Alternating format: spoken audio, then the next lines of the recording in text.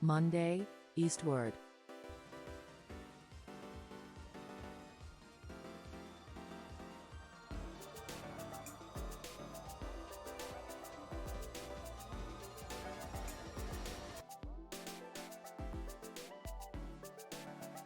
Tuesday, the Pillars of Earth. I like Tom. I hope the best for Tom, but he also left his baby to fucking die in the middle of the woods. So, not got so many good points for you, Tom. I gotta say, you know what I mean?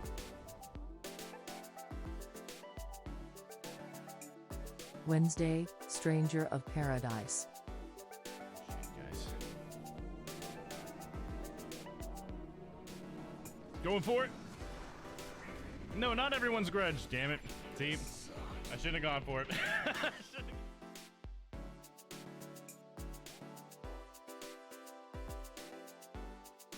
Thursday, Phoenix Wright Ace Attorney. Oh, what a cute camera, just like its owner. Just gotta slip in a little flirtiness there. So funny. Camera, Melissa Foster. Friday, Cyberpunk 2077. Oh, look, those cars are inside each other. How intimate. Well, would you look at that? Just look at it. Oh, look, they're just driving.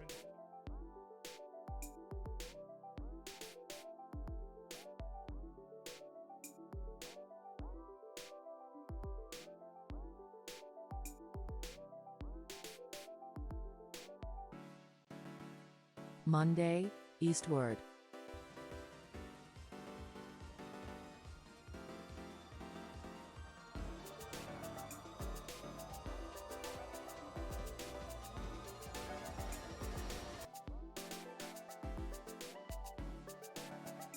Tuesday, the Pillars of Earth.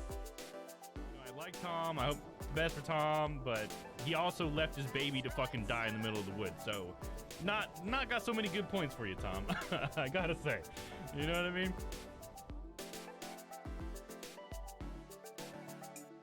Wednesday, Stranger of Paradise. Shit, guys. Going for it. No, not everyone's grudge, damn it. See, I shouldn't have gone for it.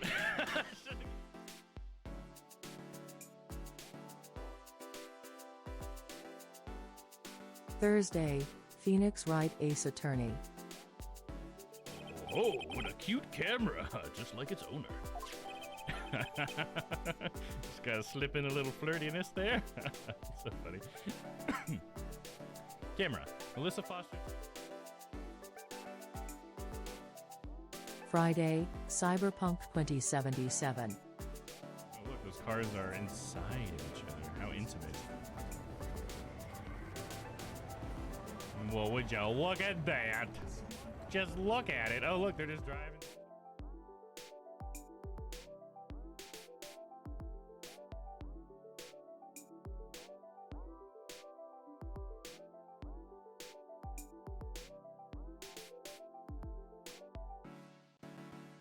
Monday, eastward.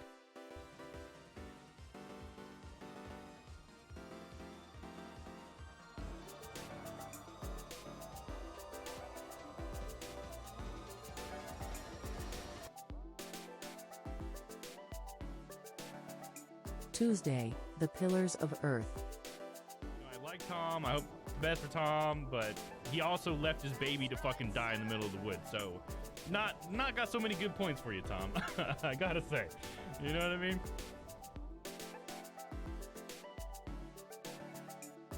Wednesday, Stranger of Paradise. Shit, guys.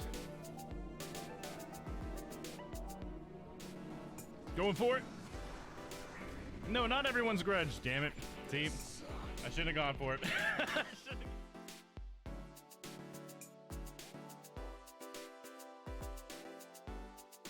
Thursday, Phoenix Wright Ace Attorney. Oh, what a cute camera, just like its owner. Just gotta slip in a little flirtiness there. So funny. Camera, Melissa Foster. Friday, Cyberpunk 2077. Oh, look, those cars are inside each other. How intimate. Well, would you look at that? Just look at it. Oh, look, they're just driving.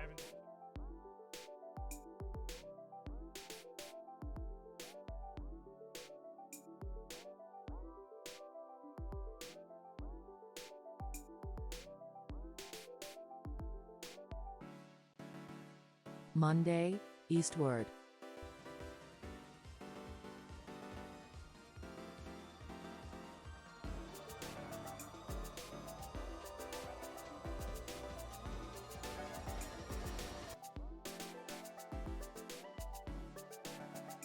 Tuesday, The Pillars of Earth. I like Tom. I hope the best for Tom, but he also left his baby to fucking die in the middle of the woods. So, not got so many good points for you, Tom. I gotta say, you know what I mean? Hello and Wednesday, welcome. Happy Stranger Thursday. of Paradise. And welcome to some more Phoenix Wright Ace Attorney. I hope everyone's having a good Thursday. I am in the closest thing I have to my Edgeworth cosplay. This is not the wig that we'll be wearing for the Edgeworth investigations. It's a wig that is actually for a different character, but it was the closest thing I had, so I thought, why not? Let's do it. And I don't have the jacket yet. I got the jacket in today, but I guess I ordered it from China, and even though I checked the sizing chart and everything, it was like a fucking small when I'd ordered an extra large. So, what are you gonna do? Hey, Flack, how's it going? Good to see you, bud. Happy Thursday. All right. So, before we get too into this here, let me see. Let me try to recall what happened last time in Phoenix Wright. So, it's been a pretty interesting case so far. But let's see. It all started when Maya and Pearls had an event that they wanted to go to, a training session in the mountains. Oh, hey, what's up, Sylvie? No, it is the Sylvie, 12 days of work with no days off and 7 more days inbound. Oh, damn, dude. I'm sorry to hear that. Thanks for popping in. Are you able to hang out tonight, or are you just saying hi? Appreciate you coming by either way. Doing good. How are you? Doing good, man. I'm doing great. Ready to play some more Phoenix Wright, dude. But yeah, so Maya and Pearls have a training event that they wanted to go to. Specifically, Maya was going to be doing the training, but Pearls like helped her set it up, I guess. She had already made reservations and everything.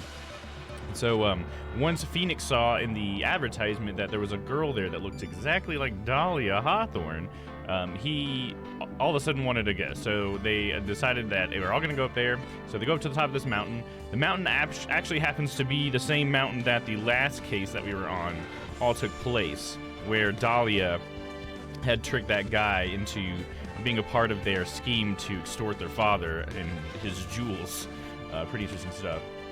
Yeah, I can hang out. I'm walking to my mom's right now. Okay, right on.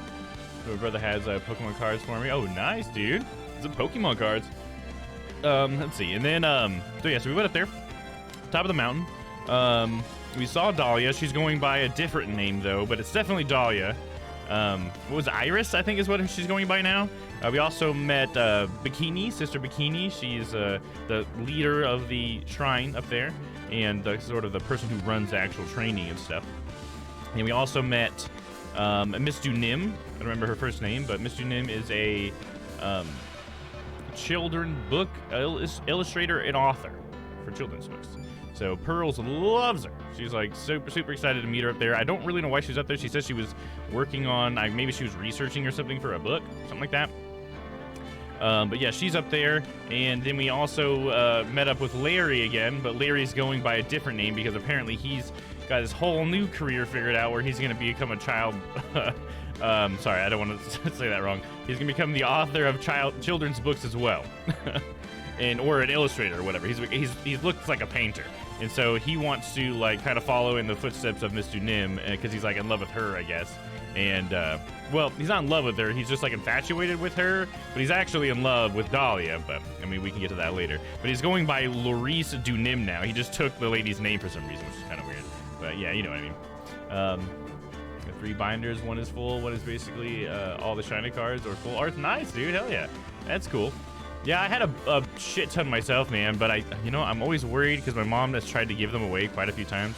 I think she might have done it without checking with me. I think she was tired of me saying no and getting rid of the Pokemon stuff. So I'm a little bit worried. I need to ask her next time I see her. Anyways, so yeah, then Larry, yeah, he's obsessed with Junior, but he's up there trying to, I guess, impress her so he can become her, well, I guess she's already calling him her, well, she's his mentor, I guess. I don't know what the word they use. Either way, he's like underneath her or whatever.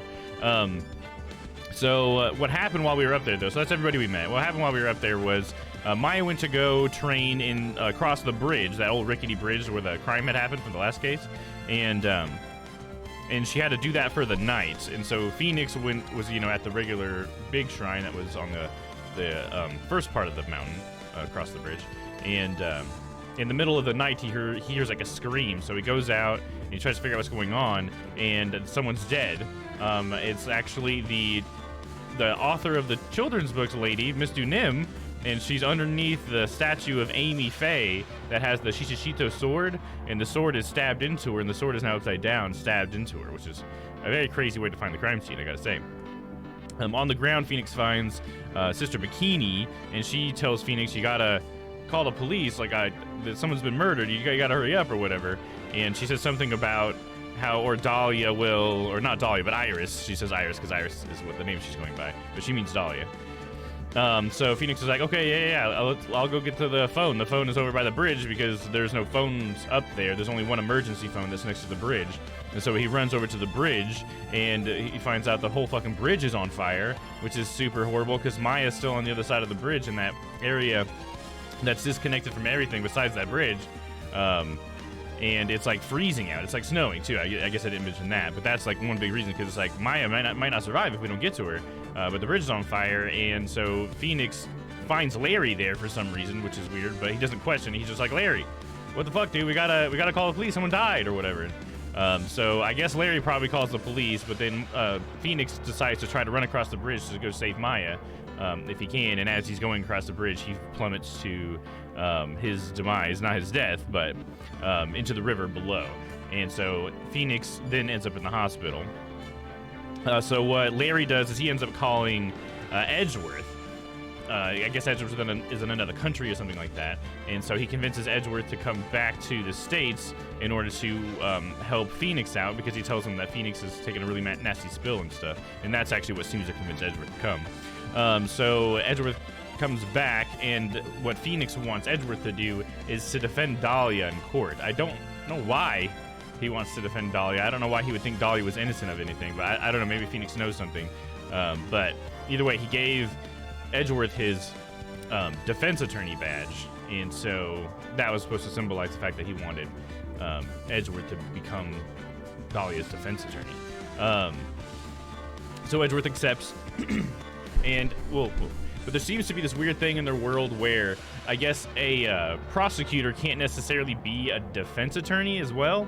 So they're like trying to set up the whole like courtroom session to be like okay with Edgeworth being a defense attorney, and that involves not having the regular judge. So I think we're gonna get the Canadian judge again, and he's picking his own prosecutor somehow, because I guess Godot is MIA somehow. And I remember Edgeworth saying something about how he was trying to like get his own prosecutor put in there so he could be against somebody he wanted to be against, which I assume would be Payne. But I mean, if you want to go against a prosecutor, you should want to go against Payne. He's the easiest one. Anyway, so continuing on, as Edgeworth, we started investigating with Gumshoe, and I'm trying to remember what all we figured out. We talked to Bikini, and Bikini says that she saw Dahlia stabbing Miss Domm with the sword, the Shishishito. So she straight up is a witness saying she saw Dahlia do it. So, I mean, that's not good for our case, but I mean, kind of sounds like Dahlia, am I right? But at the scene of the crime, even we saw the bloody sword and everything. I think we figured out that she fell before she was stabbed. So we had thought of something about how she may have fallen out the window. I don't know that we had any evidence around that, but we definitely had mentioned that. And then Larry, oh yeah, we found out some stuff about Larry. Larry was over that night, was over by this place called Heavenly Hut or something like that, and it's right next to the bridge. And apparently he saw lightning strike the bridge and set it on and catch it on fire. So apparently it's just some freak accident that happened. That's crazy. But also he's hiding something else, but we have to get it out of him in court. That's where we ended last time. But the reason why he was at the Heavenly Hut that night, I'll get into that. He apparently had sent a message to Dahlia saying that he had, like, he knew what her secret was, and if she didn't meet him at that point, at like, in that night, then he would, like, expose her secret. But Larry apparently was meant, as the secret, he meant it was just their secret love for each other. So, of course, classic fucking Larry, dude. But, anyways, yeah, so that really was kind of amounted to nothing, but there might be details in there that we need, so we need to, you know, remember everything. It's about as much as I got. Oh, Pearls. Let me tell you about Pearls. So Pearls, the night of the murder, she was actually supposed to be hanging out with Miss Dunim, and she, like, made dinner with Miss Dunim, and then she was supposed to, like, practice reading with her. But at one point, we had talked to Miss Dunim while she was still alive, and Phoenix did, and she didn't know where Pearls was. And then, apparently, Phoenix didn't go look for her after that. I don't remember exactly how the events transpired, but she apparently was, like, never found, as far as we know. Like, they haven't even mentioned Pearls since that day, so I don't know where Pearls is, and I am very concerned about that. So that's where we're at there. Anyways, I think after that we're ready to get going.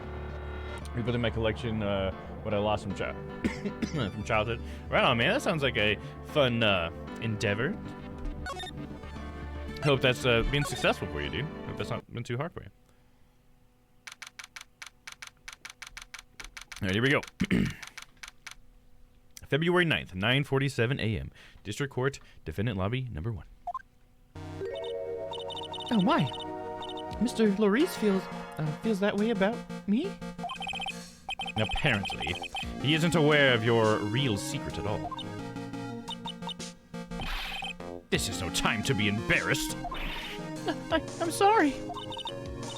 I'm just hardly accustomed to that sort of thing. Worry not. And in any case, whatever it is, or wherever it was that he saw on that night of the incident, mark my words, I will drag it out of him. Does that mean Mr. Lorice is the witness today? No. I believe that none will be the first to take the stand. Sister Bikini. She claims to have seen the very instant in which you carried out the crime. I just wanted to ask you one last time. It really wasn't you that killed Miss Elise Dunim, correct? That is correct. It wasn't me. Very well, then. Mr. Edgeworth? Yes? You are a prosecutor, aren't you? Are you sure about this? If your true identity is revealed. Don't worry. I've made the necessary arrangements. I see. Iris. It is a prosecutor's job to doubt people. But right now, I am a defense attorney. A defense attorney's job is to believe in people, and to believe until the bitter end. That's what my friend told me once. Mr. Edgeworth. I simply ask that you watch and decide for yourself whether or not I am fit to do the task I have been entrusted. Very well, sir. I leave my defense in your capable hands. So Edgeworth isn't going to have, like, a Maya next to him, right? I mean, it's not like Gumshoe's going to go stand next to him, right? That'd be great if he did, though. I guess we'll see. February 9th, 10 o'clock a.m. District Court, courtroom number 7. Here's the Canadian guy. Court is now in session for the trial of Sister Iris of Hazakura Temple. The defense is ready, Your Honor. The defense does indeed appear to be ready. However, the same cannot be said for the prosecution in this case. Indeed. I'm not sure I like such a blatant waste of this court's time. An empty prosecutor's chair can only mean that the prosecutor has no confidence in their ability to prove their case. It would seem that this case is already over before it had a chance to begin. I am ready to announce my verdict at this time. This court finds the defendant. Is that literally how he tried to do it? It's fucking Von Karma, though. Fuck yeah. I was kind of hoping it would be Von Karma. The prosecution stands ready. And you are? Francesca Von Karma, prosecuting prodigy. Von Karma, you say? Perchance you wouldn't be of any relation to the legendary prosecutor Manfred Von Karma? Legends are a thing of the past. I am a Von Karma. That is all. Upon a special request, I flew in today for the purpose of prosecuting this case.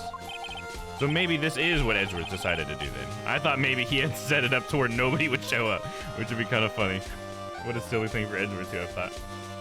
You did? Then you must be quite a big shot, eh? By the way, Mr. Edgeworth. Yes, Your Honor. I'm almost certain that I've seen you somewhere before. Or am I just imagining things? You look very much like a prosecutor I met once. I believe you are imagining things, Your Honor. Miss Von Karma, do you have anything to say? There is no such weaklings as this man among those of the prosecutor's office. There isn't? But I'm sure, once before, in the courtroom. Ah! I told you there is no such weaklings. What is that, a whip? I'm not sure I care for such a thing in my courtroom. Bailiff, remove that whippet. Hold it! I have no objection to the whip. You don't? The prosecution can wield a whip or drink 17 cups of coffee. But there is still only one truth. That is what I stand here to prove today. Perjury is a crime on Karma. What's up, Wedu? So is this judge just a incompetent as the other judge? I guess. We haven't got to see him as much, but he definitely still ooh-wooed all over fucking Dahlia last time, so that's for sure. He's just as a dirty old man as the last one was. This promises to be interesting, Miles Edgeworth. I had expected to face Phoenix Wright here today. But looking at you now, maybe this is what I have been waiting for all this time. Miles Edgeworth, I will not allow this chance to crush you to slip through my fingers. I see you brought your flair for the histrionic. Allow me to add to the things I'm not sure about. People acting bizarrely in my court. Whoa! The stage is set. Now continue with the proceedings, Your Honor. Very well. Miss Von Karma, please give an outline of the case. With as little whippings as possible. The murder victim is the famed picture book author, Miss Elise Dunim.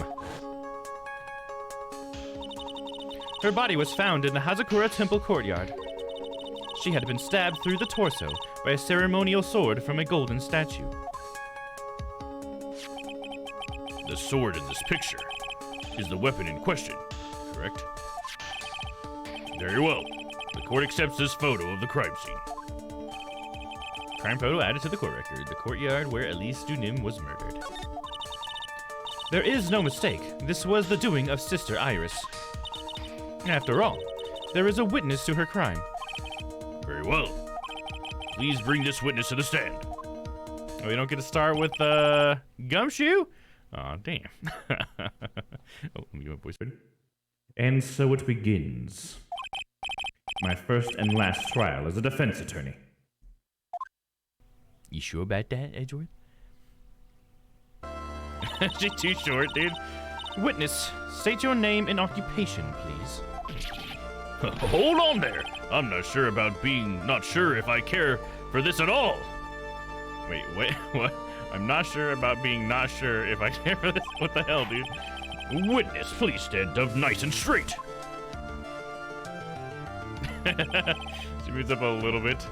If I recall correctly, there are a few milk crates in the defendant's lobby for our back pain plagued witness. Bailiff, fetch a crate for this poor lady, please.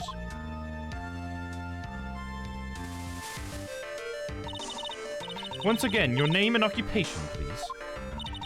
Little old me? Well, I'm the head nun at Hazakura Temple of Eagle Mountain.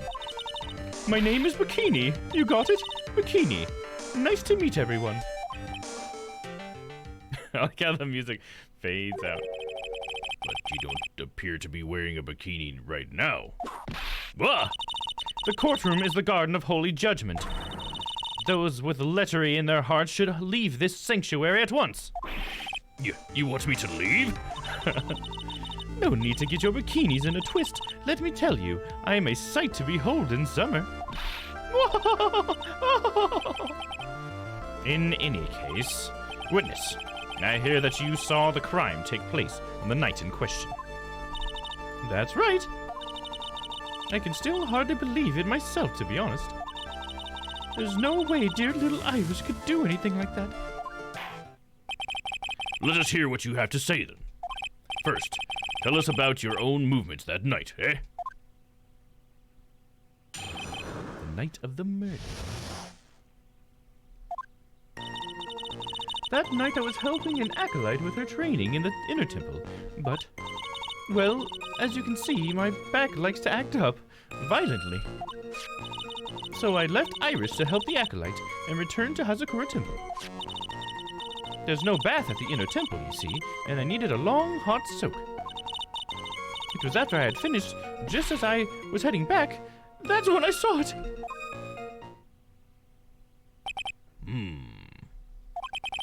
So it was simply coincidence that you found yourself returning to Hazakura Temple. Yes, you could say that. If my back hadn't been in so much pain, I would have stayed at the inner temple. That sounds like a pretty important statement she just made. There was only one problem with this testimony that I can see. And you're not about to fall at the first hurdle, now are you, Miles Edgeworth? Mr. Edgeworth, please begin your cross-examination. The night of the murder. That night I was helping an acolyte with her training in the inner temple. Thank you, Doggo, for the good luck. I appreciate that. Now let's press her. What is this inner temple? Well, see, conversing with the spirits is what we train people to do, right? We'll be the ones asking you the questions, madam. In order to do that, a place strong in spiritual power is required. There's a small temple across the Dusky Bridge called the Inner Temple. Acolytes must spend an entire night there to undergo intense training. And how exactly do you help with this process? It is quite exacting. I can't be performed without a nun supervising. Like a tutor watching to make sure a spoiled child studies. A tutor with a whip, in your case. If that's the case, then why did you return to Hazakura Temple where the murder took place? Well, as you can see, my back likes to act up violently. Violently? That's right. It's no laughing matter, especially in winter. I can't hold anything heavier than a knife and a fork during the cold months. Just being alive is like strict training. On the night of the murder, was this fabulous back of yours hurting again? That's right. Raging like a bull in a pig pen. I almost fainted once or twice. And I just knew that unless I warmed it up, it was going to finally finish me off. So I left Iris to help the acolyte and returned to Hazakura Temple. You left Iris to help? With what? What do you think? The acolyte's training, of course. It was just past 10 p.m., so we were starting to enter into the training exercises proper. Wasn't it your place to remain with the disciple? Well, the job is simply to watch over the acolytes so they don't pass away. Just to confirm this point again, that night, you met Iris in the inner temple, correct? Yes. She's a gentle, honest girl. She's never once failed to follow my directions. There's no bath at the inner temple, you see, and I needed a long, hot soak. So we returned to Hazakura Temple in order to take a bath. My back is to blame for everything. It's a do or be done in kind of world, after all. How long were you in the bath for, or if you don't mind me asking? My, what a filthy little rogue you are. I know what's on your mind.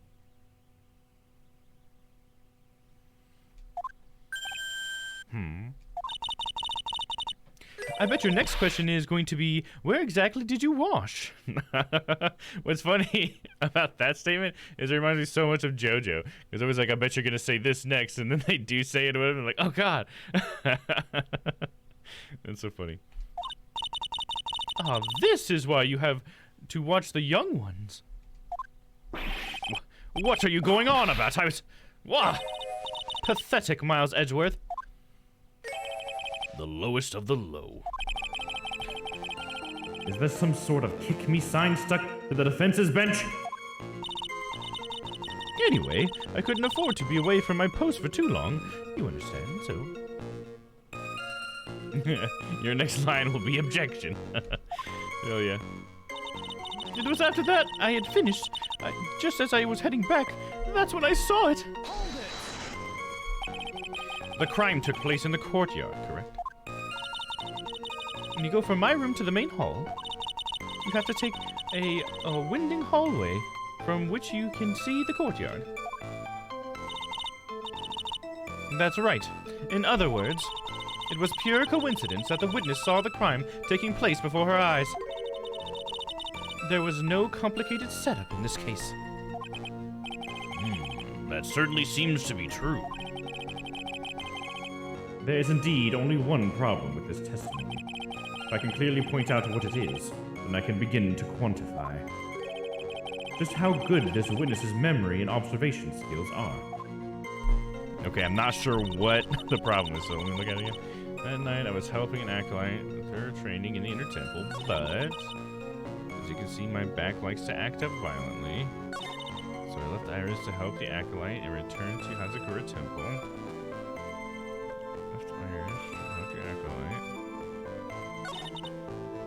There's no bath in the inner temple, and I needed a long hot soak. It was after I had finished, just as I was heading back. That's when I saw it. Okay, what do I have as evidence? The victim's staff, carried by Elise Nim when she was alive, has her fingerprints on it. The apparent murder weapon, or the shishishito, apparent murder weapon, has the victim's blood and the suspect's fingerprints on it. Hanging scroll shows Misty Faye mastered the Korean technique. If I check it, I think it's really the symbol at the top that we're gonna have to care about. Iris's hood received before the lights out bell. The night of the crime protects from evil spirits. I wonder if that'll be part of this, because I feel like Edgeworth is trying to get at the fact that, like, are you sure you saw Iris over there? You know? Go to Iris. Let me read this note again. Salutation here. Fucking Larry. There is something I must talk to you about. I'll be waiting for you tonight at 10 at Heavenly Hall. Make sure you come, unless you want your secret to be exposed. Hazakura Temple map. Shows Hazakura Temple in the surrounding area. Just basically going through all the stuff so I can get refreshed in my brain. Weather data. Regional weather reports for the night of the crime. Snow with occasional lightning strikes. Snow 7 to approximately 10:50 p.m. Lightning 10 to approximately 11 p.m. Lightning struck Dusky Bridge at 10:45. Around 30 minutes passed between the fire starting and going out. 10:45. Okay. Occult New Year's issue and Occult magazine featuring Hazakura Temple. It's really just a picture of those two. Photo of Elise. That's Elise Unim. That's the victim. The Magic Bottle is her book. Apparently everybody was raving about the Magic Bottle. Let's Let's see. Then we got Iris's testimony. Rang lights out bell at 10 p.m. and was then in her room until the murder was discovered. And I think this is going to be it then, right? Because she says she was in the room until the murder was discovered. And so she wouldn't have been at the temple, maybe? Let's see. Elise's autopsy report. Time 10 to 11 p.m. Caused loss of blood from stab and back. Body fell 10 feet after death. Oh, after the death. So she died, she fell 10 feet. Man, so how did the sword get into the statue's hand? It looked like the sword was in the statue's hand. Let's look at the crime photo. Yeah, the sword is in the statue's hand. So she fell 10 feet. How does that work, dude? Is the body carried there and then it was staged to look like that? Dude, I don't know. That's weird. How's that gonna work out? This will be interesting, dude. Alright, let's look at what she's got here again. What times is she talking about? Does she say any time specific? It's helping with Acolyte with her training, but in the inner temple. But as you can see, my bag acts up violently, so I left Iris to help the Acolyte and return to Hazakura Temple. It doesn't say a specific time, but Iris wasn't there, so maybe that's still enough. Let's go ahead and do a little save really quick. We'll save a Rooski. And then we'll present Iris's testimony. Witnesses have to undergo their own trials, I'm afraid. The defendant's fate rests on their powers of observation and memory, after all. Well, well, well. Don't worry. I'm more than up to the task. I'm a woman of faith, after all. The head honcho of Hazakura Temple. In that case, Miss Honcho, I'd like you to explain something for me. The discrepancy between your testimony and that of the defendant, Iris. She claims that after ringing the lights out bell, she went back and stayed in her room. Which means she did not go to the inner temple at all. No! She did that? A defendant or a witness? Who is more likely to lie, do you suppose? The defendant is simply lying to cover her back. But that is completely illogical.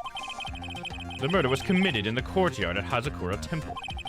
Claiming that she went to the inner temple would make for a much better alibi. But that is odd. Whatever the reason, I can't believe that she would lie. She does indeed have honest eyes. What? All people lie. That is my belief. Why am I the only one being whipped here? Anyway, neither the witness nor the defendant have any reason to lie. Which means, we must call your memory into question. Dear, dear, dear. You're older than me, and yet you want to play that game, do you? Well, that isn't exactly what I, My memory is perfect, crystal clear, especially in winter. Especially in winter, why?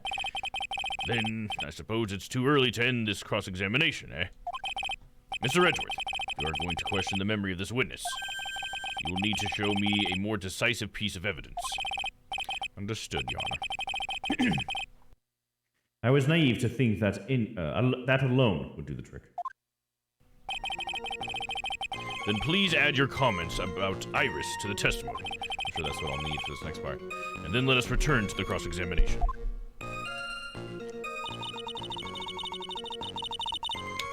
Let's see what she added here. Okay, Iris came to the inner temple. She was dressed exactly as she had been at dinner. Okay, so impressive. Oh, sorry, I should have read in her voice. I'm an idiot. Are you sure that you're not making a mistake? You, young man, need to get your estimation off of wait. Need to get your estimation of me up from the floor? Okay, that was just a really weird phrase. You need to get your estimation of me up from the floor. Nah. Iris always wears the same clothes. The smallest thing out of place would have stood out like a sore thumb to me.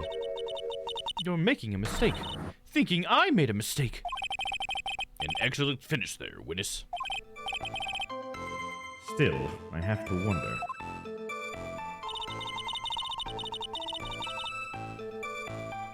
Okay, so that's not new. There was only that one statement. Iris came in the inner temple. She was dressed exactly as she had been at dinner. So is there anything I can present to that? Oh no, because the hood. You see before the lights out bell, the night of the crime. Right? Wouldn't it be the hood? Let's go into our saving.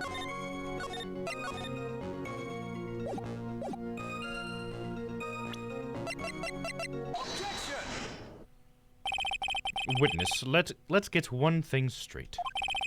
The defendant whom you claim to have met. She was wearing this demon warding hood, correct? Of course. That is a very important piece of clothing. I'll have you know. Wait a minute. Hold it right there. Why do you have that? That's the question of the day, now isn't it, Miss Von Karma? I'll have you know that this hood was given to someone as a gift that night, before the lights out bell was rung. What? You know where I'm going with this, don't you? If the witness had seen the defendant as she claims, then the Iris she saw should have been missing this very hood. Well. Look at all those crates she's standing on. That's funny. Time to walk back home? Alright, sounds good, Sophie. It's not a bad feeling at all, exposing contradictions like this. Now I understand that happy look on Wright's face every time he does it. Order in the court. Mwah! Sister, this hood, you have spare ones around the temple, don't you? Spares? Well, I do tend to make too many of them. I see. A stockpile. A surplus of hoods, eh? Each nun is only given one hood. This should be the only hood that Iris owned. Then this is quite strange. Whoa! If there was a surplus of hoods, then she could have worn one of those. There is no contradiction here.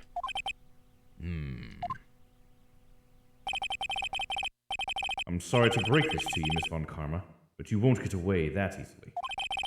Discrepancies such as this will sow siege in any human heart. The seeds of doubt. Witness. Well, I don't wish to call your testimony into doubt. You must give every detail with precision. I'm not sure I'm comfortable going along with this. Sister, you shall continue with your testimony. Tell us what you saw after finishing your bath on your way back to the inner temple. Those seeds of doubt are sprouting in the judge's heart. They just need a little more stimulation to bear fruit. Contradictory stimulation. Edgeworth definitely handles it very differently than Phoenix. He's not like, oh no, what? All the time, you know? He's just like, I'm thinking about it very, very carefully. I finished my bath around 11, and I thought I should return to the inner temple. And I was walking back. And as I was walking back, I heard a noise from the courtyard. I took a look and... Iris was... Oh, Mystic Elise! And with that sword of all things! Oh, look at that. What the hell, Dahlia? It's almost like he's a real lawyer or something, right? Yeah, it's like he's the only one that's like a legitimate one. He's a stupid whip or whatever. I guess Godot will probably be like the next closest thing, right? He's pretty close to a lawyer. He's got his weird little coffee quirk. Although he does throw that coffee at Phoenix every once in a while. Mystic Elise was staying in the corner room with faces out, which faces out onto the courtyard. The stabbing I saw must have occurred after she was pushed out of her window. You saw a truly terrible sight, didn't you? If I was in your place. then it would be much like Miss Von Karma whipping Mr. Edgeworth in two in court. And me seeing it all from this very chair. Well, something like that. This judge. His imagination is about as vivid and creative as Detective Gumshoe. I would look to fool... I would look the fool if I commented on such foolishness. I would look the fool if I... Okay. It just sounded weird to me. I would look the fool if I commented on such foolishness. Anyway, this case is mine, Miles Edgeworth. Calling everyone by their full name. Can't you do something about that habit of yours?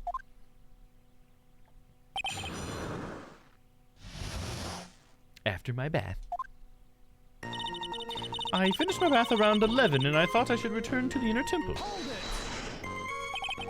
How far is it from your room to the inner temple? Let me think a moment. About 20 minutes on these stumps of mine. It's about 15 minutes to Dusky Bridge from Hazakura Temple. The inner temple is just beyond the bridge. Still, you never made it back there that night, did you? That's right. I was heading along the walkway towards the main hall. And as I was walking back, I heard a noise from the courtyard. I took a look and...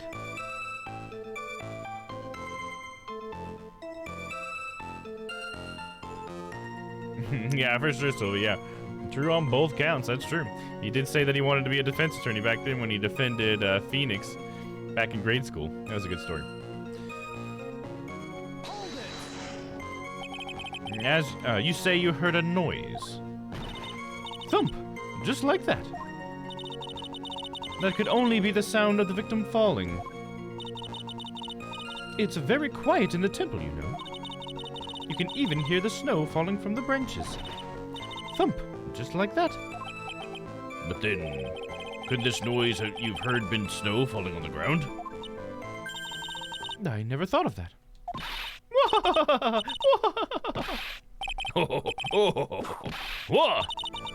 The next one to laugh gets a whipping. Well, whatever the source of the sound, I looked over at the courtyard and... Iris was, oh, Mystic Elise, and with that sword of all things. This is the second time that the witness has testified to seeing the defendant. But the doubt remains in these claims. Hey, just what does that mean? Just because you're a good-looking young man doesn't give you the right to... The murderer stabbed the victim with a sword. Sister Bikini, try to recall exactly who it was you saw, as clearly as you can. Well, you're a handsome young man, so I'll forgive you. Oh, now that you mention it, there was something awfully strange about her. Something that's been bugging me all this time. Please, don't keep us in suspense. Her hood! Her hood? That's right! It's coming back to me. Iris, she wasn't wearing her hood. Oh, you're saying that just now after we've told you about the hood thing. Okay. Oh, yeah, that's a real revelation, isn't it? He was want to game this for a long time, but just no money to ever buy it. Right on. It all makes sense now, doesn't it? After all, she'd given that hood away to someone, right? Huh. You dug your own grave, Miles Edgeworth. What do you say, Mr. Edgeworth? Is this testimony important?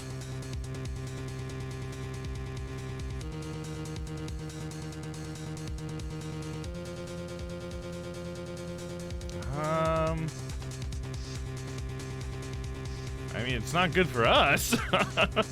Let me save here in case we need to come back. I'm gonna say it's important, I guess.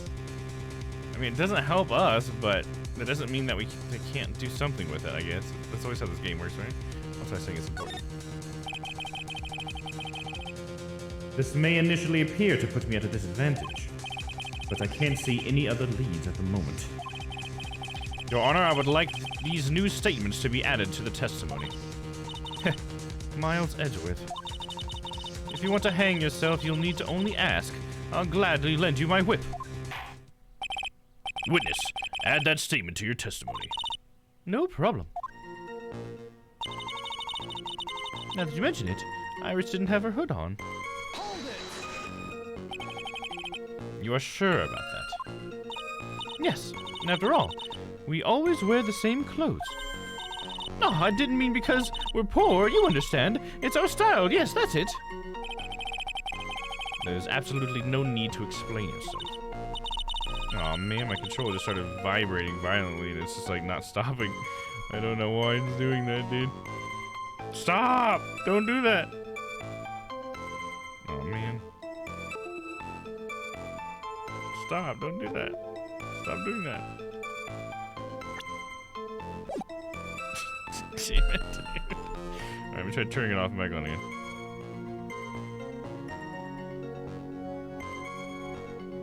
Stop it. Stop it. Okay, finally stop vibrating. Turn it back on. Hopefully the game will detect it. Oh, then it started vibrating again. Is the game wanting it to be vibrating this whole time? No way, dude. Alright, let's just try continuing for a minute, I guess. Anyway, she looked different from normal, so that really stuck out. Like me holding a whippet puppy instead of my whip. At least then it might bite you and not someone else. Iris didn't have her hood on, I'm sure of it. Very well. Now please tell us about the victim. Or about. Tell us about the victim, eh? I mean, real Canadian there. Okay, I'm just gonna have to turn it off and use mouse and keyboard because this is really annoying. I'm not gonna sit here and hold this until it dies. It's ridiculous. I don't know what would be telling it to vibrate. I think it's something to do with Rewad's update, because I think it's just, I don't know. They added a bunch of like vibration customization, but now every once in a while I've had that issue. But I guess in Kenna I could fix it, and I got it to stop in Kenna altogether, but I still can't get it to stop here. I don't understand. I'll have to see if there's an update maybe. Alright, either ways, mouse and keyboard will work. Mr. Galeese was staying in the corner room which faces out onto the courtyard. The room the victim was staying in overlooks the courtyard, correct? Damn it. It's not as easy as just hitting A. Which means the victim's room was on the second floor. No. Hazakura Temple is a single-story building. But the mountain itself slopes downward, which elevates the main gate side of the temple and the guest rooms in the back to about the height of a 2-story building. I see. And the victim was staying in one of these elevated rooms, correct? Yes, I should know. I'm the one who carried her things to her room, after all. The stabbing I saw must have occurred after she was pushed out of her window. What makes you so sure of all this? It's just like I told you earlier. I heard a noise from the courtyard, okay? Thump, just like that. You're one smart sister, I'll give you that. The autopsy report states that. The victim's body was covered in bruises, indicating a fall from around 10 feet in height. It appears that the witness was not mistaken then. Yep. I'm more than just a pretty face, especially in winter. I'm a woman of faith, after all, the head honcho of Hazakura Temple. There's only 2 of them working there. She's the head honcho, because there's only one other person. What's wrong, Miles Edgeworth? No snappy comeback remark. Doesn't feel like she's lying. This is very powerful testimony, too. She claims to have seen the instant in which the defendant stabbed the victim. There are only 2 things I can believe in right now. My client, Iris, and my own abilities as a defense attorney. Let's see.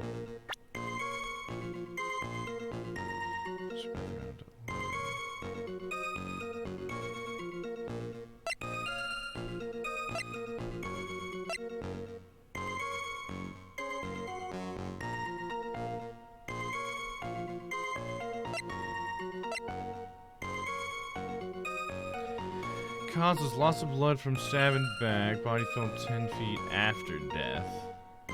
Didn't she say something about the order in which it happened?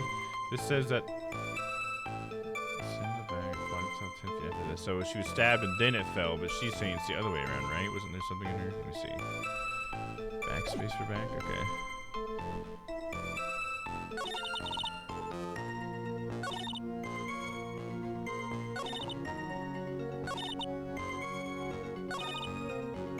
The stabbing I saw must have occurred after she was pushed out of her window. This is what I gotta present that against, because her autopsy says it's the opposite. The autopsy says that stabbed in the back, body fell 10 feet after death, and if her blood loss, it came from blood loss from being stabbed in the back. Right? Am I reading too much into just the order in which they describe those things? Because I guess the stab still could have happened. Well, no, because the body fell after the death, right? So she must have died from a stab before she fell. Okay, I'm gonna still try it. We're gonna go with it. Let's go, of course, do our trusty save, though, of course.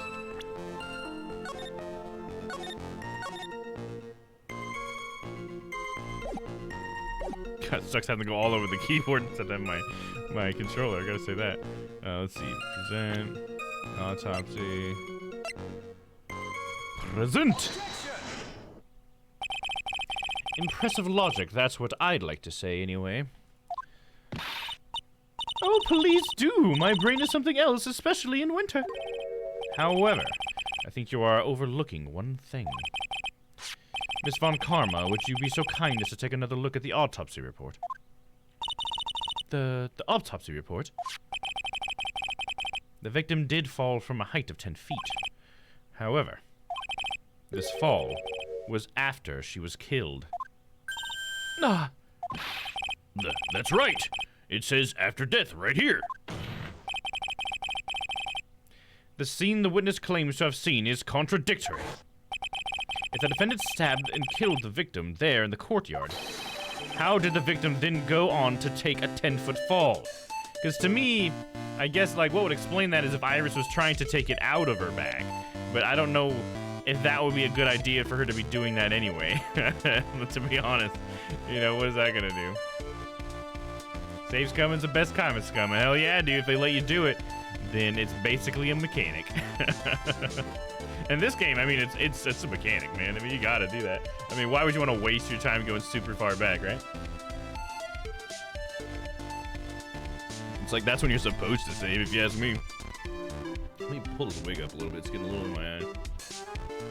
Just pull it back a little bit. There we go. Oh, then you can see my cap, though. Hold up. Bikini did it arrest her. She might have, man. I'm definitely not against that idea. That could definitely be. I know it's just got to get even crazy, though, at some point. Maybe another crime will happen, because this is such a long one. It's supposed to be. So I know it's going to be fucking crazy, whatever the verdict is. God, it's hair. I don't have the hair's not on my head, so I don't know which way I'm supposed to push it. There we go. I think we got it. As long as the glasses keep it from falling in my eye, that's all I want. I'm used to being bald. Right. Anyways, how did the victim then go on to take the 10-foot fall?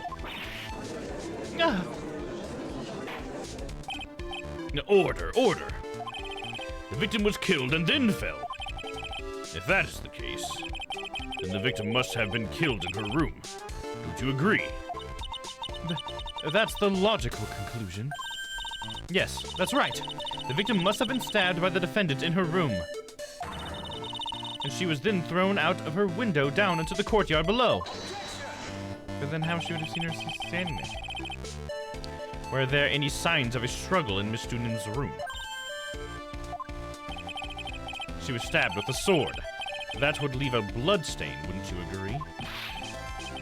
Well, Miss Von Karma, was there any blood? Whoa! No traces of blood were found in the victim's room. Your whip has just caused traces of blood to be found on my glorious playoff beard. However, if there was no blood in the room, whoa! I'm sure there's no need for me to go over this, as I'm sure your honor is well aware of when a stab wound produces the most blood. When it produces the most blood?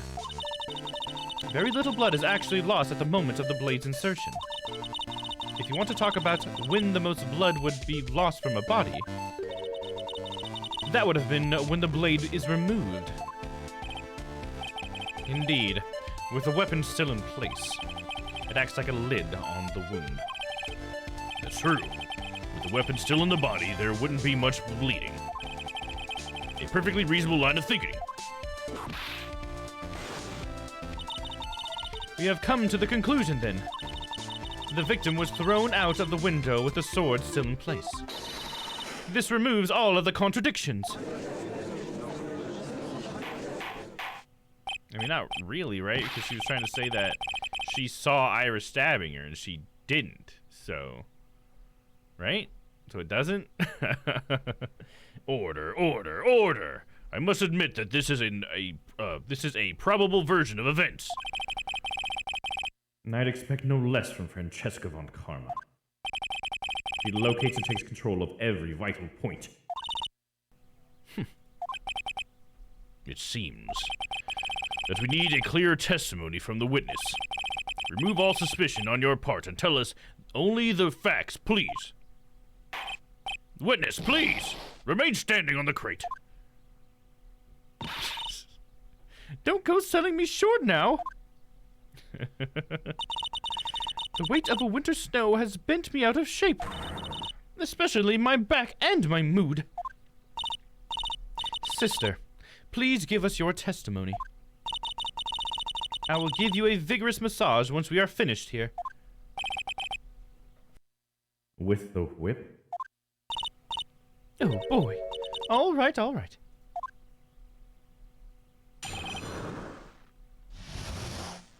Further details.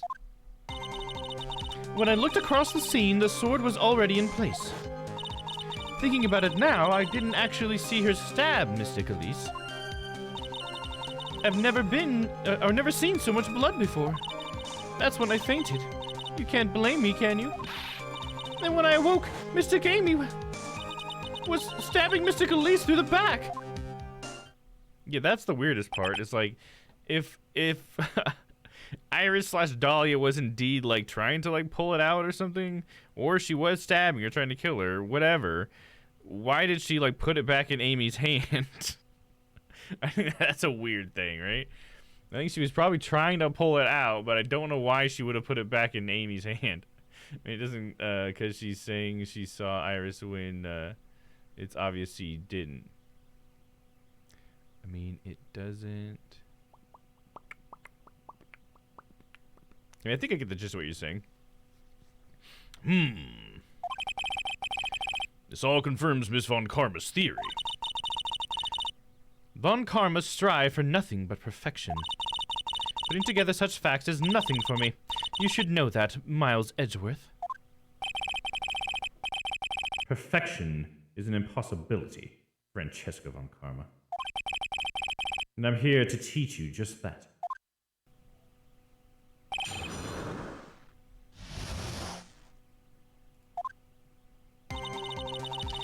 When I looked across the scene, the sword was already in place.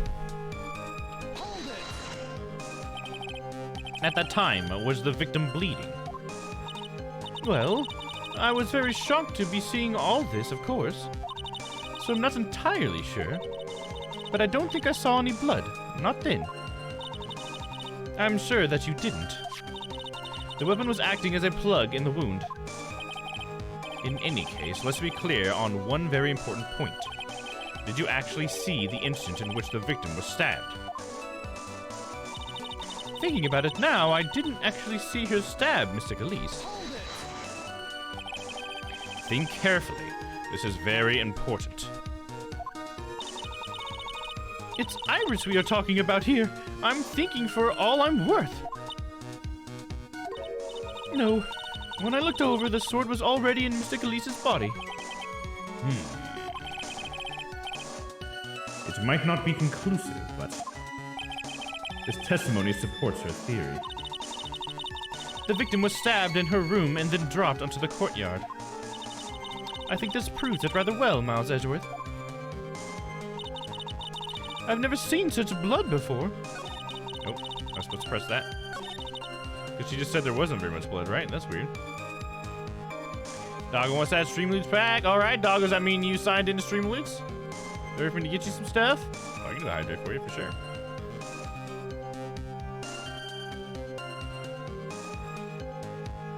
Yeah, I'm gonna search for you real quick. See if I can't get you some packs, my dude. Let's see here. Packs. I will warn you, there are some cards on days like today that I don't necessarily redeem, but I'll give them back to you if you play them. And it's not a card that I want to play today.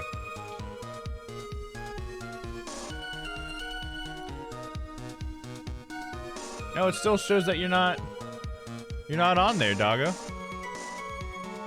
Didn't find you. I'm pretty sure I'm spelling that right. Let me double check. You only have the 1 underscore, right? Let's try to. Yeah, it still doesn't show you on there, my man. So you gotta log into Streamloots if you want to get those cards, man. How do 90% of these cases not end in mistrial? Because it's an anime, I guess, buddy. That's the only thing I got for you. Because it's just a fantasy world, dude. Because they probably all should, pretty much. I've never seen so much blood before.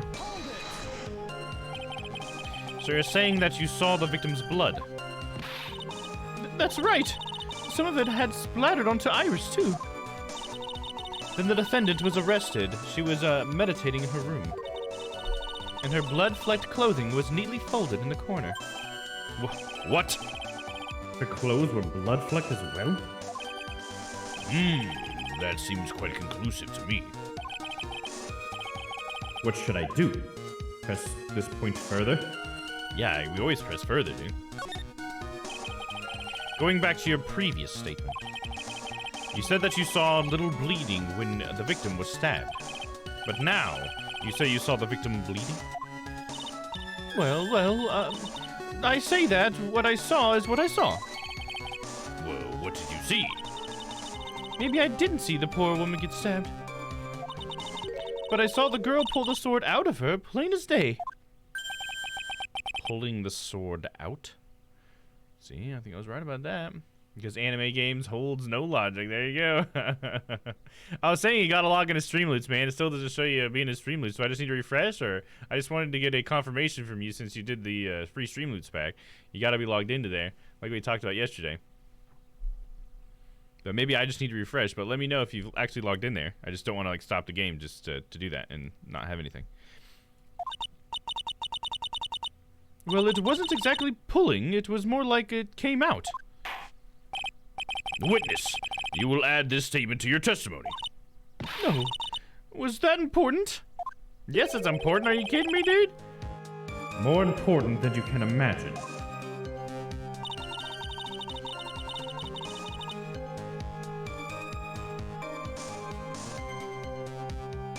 %90 of prosecutors would be discharged because it's been proven they withhold valuable evidence. Well, yeah, I mean, this is not a real court. Basically, we just need to stop comparing it to a real court, right? Because we could be here all day listening to shit that it's not right.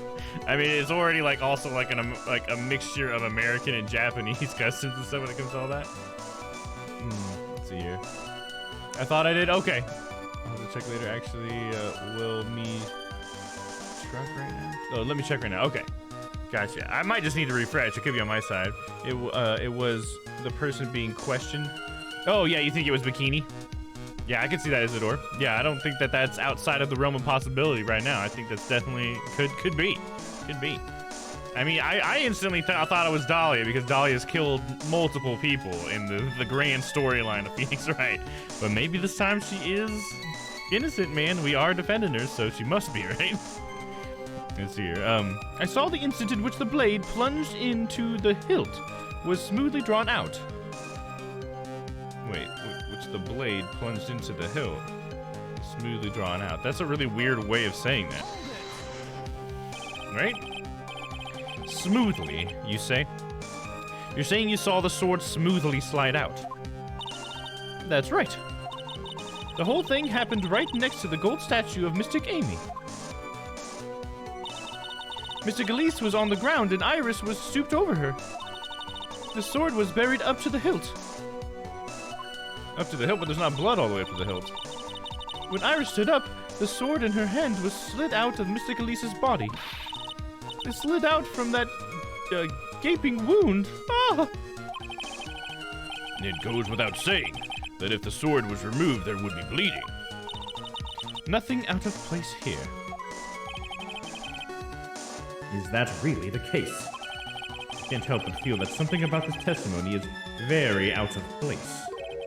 That something which couldn't possibly have happened appears to have happened. Okay, that was like a very strong thing to say, Edgeworth. I think it must be the whole sword going all the way up the hilt thing. That's what I picked up on that one. More of the story, don't compare anime core to real core, right? Yeah. Or else you'll be walking in circles all day, dude. It's just a story. It's not based on true events. Switching to standing mode.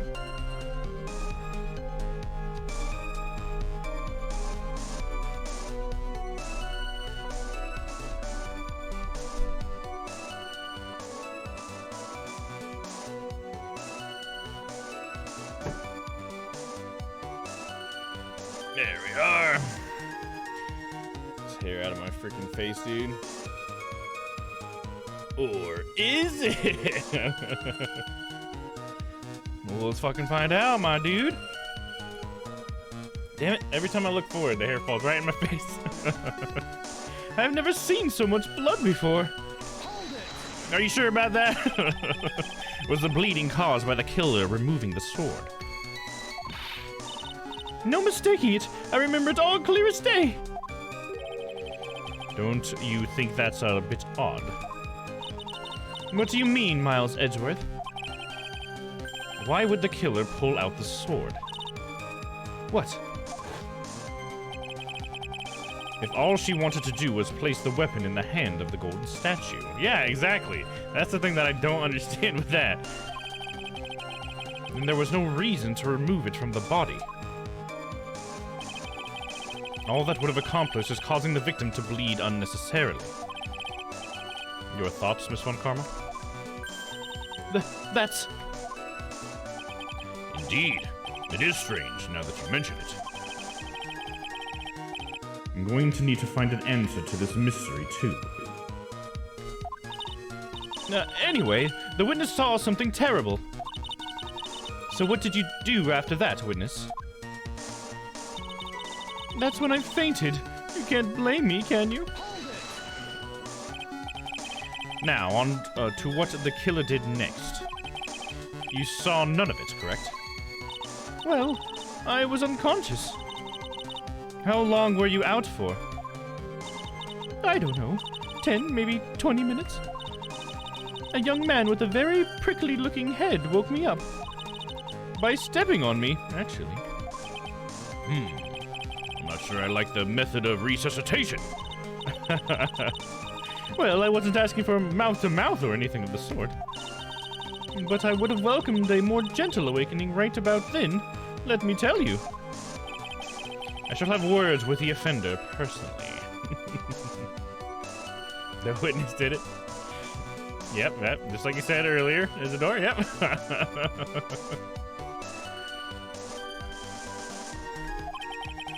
What did you see upon awakening? And when I awoke, Mystic Amy was stabbing Mystic Elise through the back.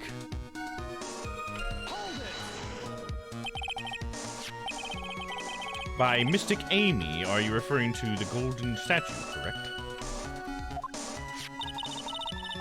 Just stabbing someone with a shishishito, a sacred treasure, it's terrible enough. But to then make Mystic Amy hold the blade! Truly a heinous, despicable crime. It is easy to despise something. Anyone can do it. However, there was something that they cannot be done so easily. Whatever is it, I'm sure you can... It's doubly hard for you. Anyway, what is the problem? Exactly why would the killer set up this gruesome scene? Can anyone explain the reasoning behind that? No, I don't think I can. There isn't always a logical reason behind why someone acts.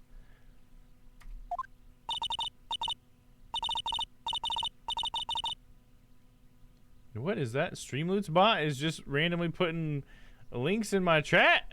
I've never told Streamloots to do that before. They must have just added that feature. Okay, I might have to turn that one up.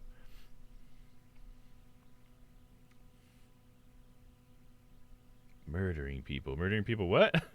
What are you saying that to? That's true. So true. In early spring, for example, I often find myself... There isn't always that phrase might come in handy someday. There are too many unnatural elements in this case. Why was it necessary to use the Shishishito from the Amy statue as a weapon? Why was the weapon ultimately placed back in the hand of the statue? If I can expose the flaws in this testimony, perhaps then I will be able to find the truth. Oh man, can we find the truth though? Move that foot pedal closer to me, dude.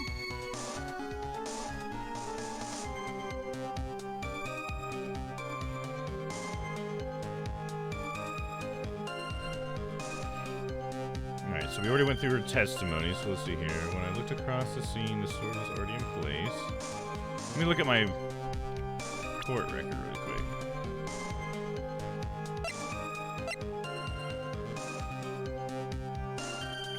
It was there, but it has nothing to do with this. Shishito, current murder weapon, has the victim's blood on the suspect's fingerprints on it. It's weird that she said that she stabbed her all the way up into the hilt, but there's only blood right here.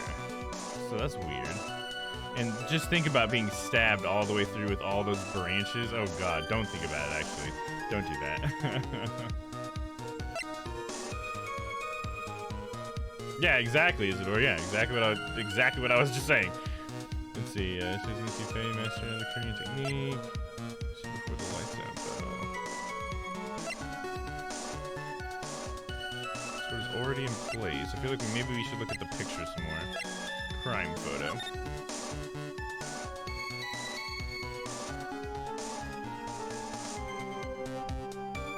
Also, that blade won't slide out. That's not something that this game would consider as a door, just to let you know. That is not something that the game would ever care to acknowledge. Just letting you know, man.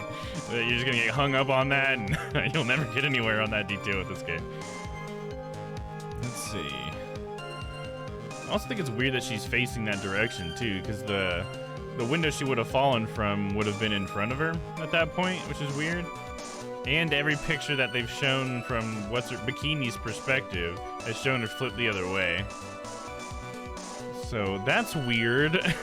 I don't think that the game will really acknowledge that, but it is weird. That's just a photo of her, right? Yeah. Let's see, Autopsy Report. All right, let's see what her testimony was again. I looked across the scene. The sword was already in place. Thinking about it now, I didn't actually see her stab her. Okay. Saw the instant in which the blade plunged into the hilt was smoothly drawn out. See, that should be the one we push the blade against, right? Here, let's do that. Because of the whole to the hilt thing that we were talking about earlier. Because I think if it was to the hilt, the whole thing would be bloody.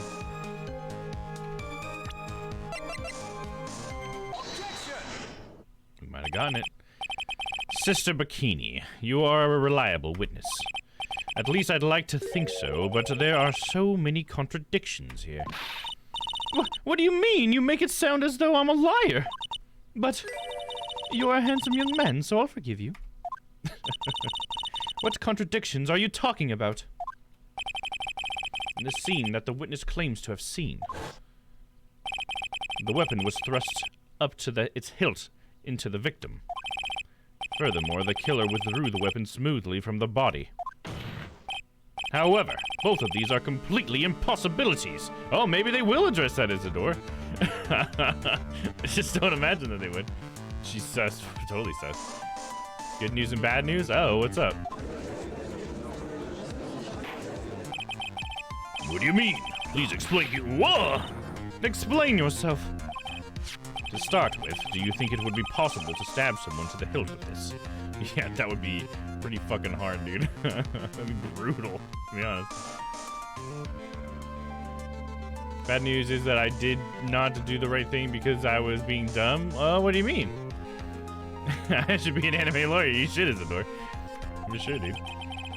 No matter how I look at the defendant, she doesn't appear strong enough for that. Oh, is it just that she's not strong enough? Not that I couldn't have it. Doesn't appear? What a meaningless dribble. I, too, may appear to be weak and frail. But I can crush men under my heel and make them weep, should I choose to. The objection stands. I wept a little back there, I must admit. That isn't the only issue here. If the sword was truly stabbed into the body up to the hilt, well, just look at all the branches on it. It certainly wouldn't come out smoothly. That's... We also have the problem of the amount of bleeding. It's true that when a blade is left in the body, it acts as a plug of sorts. However, when the weapon is shaped like this, it is an entirely different story. Yeah, because you would have like a bunch of littler stab wounds, right? Because it's like 3-bladed pretty much. At least the tip, you'd have at least 3 stab wounds. And in wonky shapes, dude. It's not a straight blade. Good news is that I would definitely do it tomorrow. Okay, doggo. Sounds good, my dude. You lost to Phoenix. Are you saying you choose to lose to him, Von Karma? Probably. I bet Von Karma would say something like that, dude. It's designed to bleed you out. Actually, it's not even a sword people actually use. It's just a ceremonial sword. I actually looked up the Shishishito. No one ever used a sword like that in reality. It's just something that they use for religious purposes. It's a symbol. It's not a sword that anybody actually uses.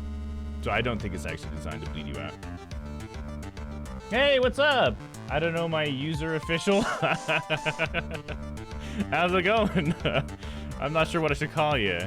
Should I call you official? Which case is this? It's the final case from Trials and Tribulations. We're in the first part where Edgeworth is the defense attorney. We're defending Iris/Dahlia. Never mind. Never mind what? Since I bought that, back I will try to remind you tomorrow. Yeah, sounds good. I plan on giving you some extra packs anyways, doggo, so don't worry about that. Alright, let's go ahead and continue on then. However, when the weapon is shaped like this, it is an entirely different story. The wound would be too large for the blade to completely stop the bleeding. That's nothing more than conjecture. In reality, the victim was stabbed with a Shishishito. Even the weapon of this nature may still sometimes slide out smoothly and may still sometimes stop the blood loss. I'm not finished. There is still more conclusive contradiction. You still got more? This one is simple. If this sword really was thrust in all the way to the hilt, why is there only blood on the tip of it? Exactly. If this witness is telling the truth, then there should be blood along the entire length of the sword. No! Order, whoa! Bravo, Miles Edgeworth. Raising this many contradictions from a single piece of evidence. All the other attorneys I know could maybe manage one, if that. But what does this all mean? You have proven contradictions regarding the murder weapon, but... Having come this far, there can only be one answer. And that is... the weapon used to kill the victim was not the Shishishito. What? A foolishly foolish idea born from the foolish mind of a foolhardy foolish fool. That was just kind of hard. Let's examine this again. What was it that made us think this sword was the murder weapon? Well, it's because Mystic Amy was holding it. Exactly. However, if you reflect on this, that is the only basis we have to assume such a thing. The impression left by the scene was just too strong. That is what influenced us. It influenced us to believe that the Shishishito was the murder weapon. Order, order, order! Wah! So maybe the Shishishito was not the murder weapon. Even if that is the case, it changes nothing, Miles Edgeworth. The sister here saw everything. She saw the defendant stab the victim with a sword-like object. That's true. Your response, Mr. Edgeworth? My response should be that she didn't see her stab him, or stab her. She saw her pulling it out. She just said that, right? What the hell? If that is so, I would like the prosecution to answer the obvious question it raises. The obvious question? Yes, namely, where did the real murder weapon disappear to? It goes without saying that the police searched the main hall and the surrounding area. Perhaps the prosecution can enlighten us as to a sword-like object, or enlighten us as to if a sword-like object was found. That's... Answer the question, Miss Von Karma. No evidence of that kind was found. Another mystery to throw onto the pile. A trial without a murder weapon is a tricky beast. Excuse me. Could I say something? I just remembered something, actually. What is it, sister? I was just thinking, it's possible that just maybe what actually happened was it was just over there. What exactly are you going on about there? The murder weapon, I mean. Maybe. I think I might know where the sword was disposed of. You what? And she's whipping everybody? What the fuck, Von Karma? Well then. I think we need to hear testimony from you one more time, sister. Impossible. What else? What else could this woman have seen?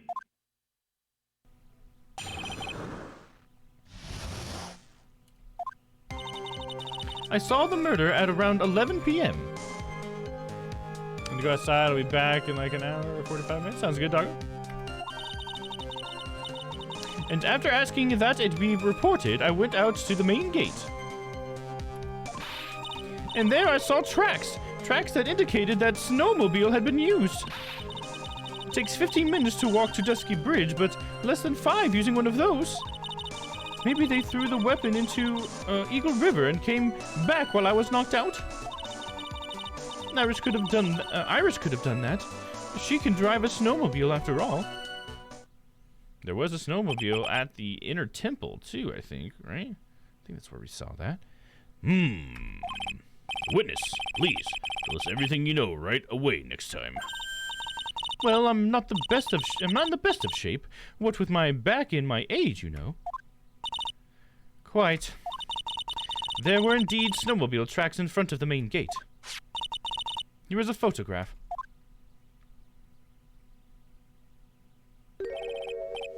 A snowmobile? Yeah, I see. Well, it certainly is an interesting theory. The tracks begin in the front of Hazakura Temple and ran all the way to Dusky Bridge. Yeah, because you couldn't take that thing over Dusky Bridge, so I must not have seen it at the Inner Temple then. I thought we saw it at the Inner Temple, but that's over the bridge, and so that would make no sense to have a snowmobile over there. There's no way you're fucking flying across that bridge in a snowmobile, dude. He's lying like a dog. Sorry, Dolus, our visit will have to wait. I'm sunk into this now. Hell yeah, there you go. Let's figure this out. That solves your pesky little problem, yes? The Eagle River's current is quite swift, meaning that it doesn't freeze over in winter, making it the perfect place to dispose of the murder weapon. Did she really go to the river to dispose of the murder weapon? Mr. Edgeworth, your cross-examination, please.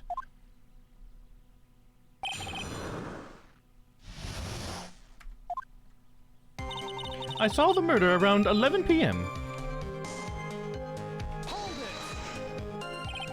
it! You are sure about the time? Yes, I was worried about it after all. Why was that? Because I have a strong sense of responsibility, especially at this time of year. Especially in the winter. The acolyte was being doused in freezing water at the time. I couldn't very well take it easy in the bath all night, now could I? So at 11, I decided to leave Hazakura Temple. Your estimation of time seems reliable, at least. Please continue, sister.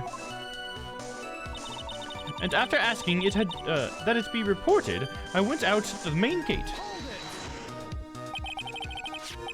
You asked Phoenix Wright to report the crime, correct? Right. The one who trampled me. It seems she is the type to hold a grudge. There isn't a phone in the main hall, so I sent him to the bridge. Phoenix Wright. He didn't even have his cell phone on him. He had forgotten it at home, apparently. What a naive boy, as always. Not only do I always carry my phone, but I always have my whip in hand, too. Anyway, I was really scared, and it was taking him a while to get back, so I thought I'd go out by the main gate for a spell. And there, I saw tracks that indicated that the snowmobile had been used. As I recall, there was a snowmobile outside the main gate when I visited. That's it. That's the one. That's the only one we have. It'll run no matter how much snow falls. Now, you're certain the snowmobile was there at the main gate when you arrived? Yes, of course. It was parked in front of the gate. So, she had already gone, discarded the murder weapon, and returned by that time. I'm not sure if this is really relevant. What should I do? Oh yeah, press further, baby. I need answers to every possible doubt. The snowmobile in question, was it still warm at that time? Huh? What do you mean? What do you mean?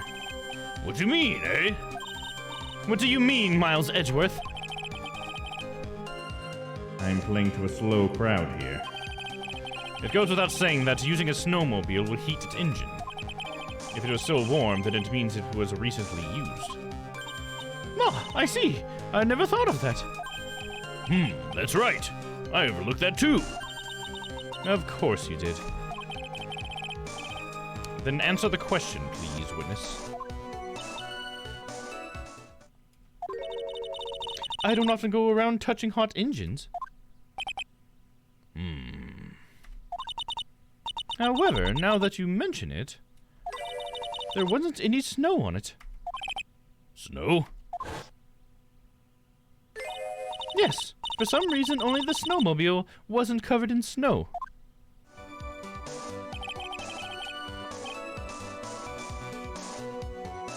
There wasn't any snow on it? Curses. It seems highly likely that the killer did use the snowmobile then, eh? How long does it take to get to Dusky Bridge by snowmobile? It takes 15 minutes to walk to Dusky Bridge, but less than 5 using one of those. In that case, why didn't you use it yourself? You could have spared yourself some walking. There's a reason for that. Have you got a moment for me to explain? I think that's why the question was asked in the first place. It was about a month ago. I was driving my beloved little snowmobile, happy as can be. I had fetched some water and was heading back when I went and crashed into a tree. The tree and my back both went crunch, just like that. Crunch. Crunch. I haven't been able to find the courage to ride anything since then. Anyway, the killer must have used it. Maybe they threw the weapon into Eagle River and came back while I was knocked out? Refresh our memory. How long were you knocked out for? Like I said, somewhere between 10 and 20 minutes. It's possible to get back to the bridge and back in 10 minutes using the snowmobile. I have to concede that is more than enough time. Is that all you wish to concede, Miles Edgeworth?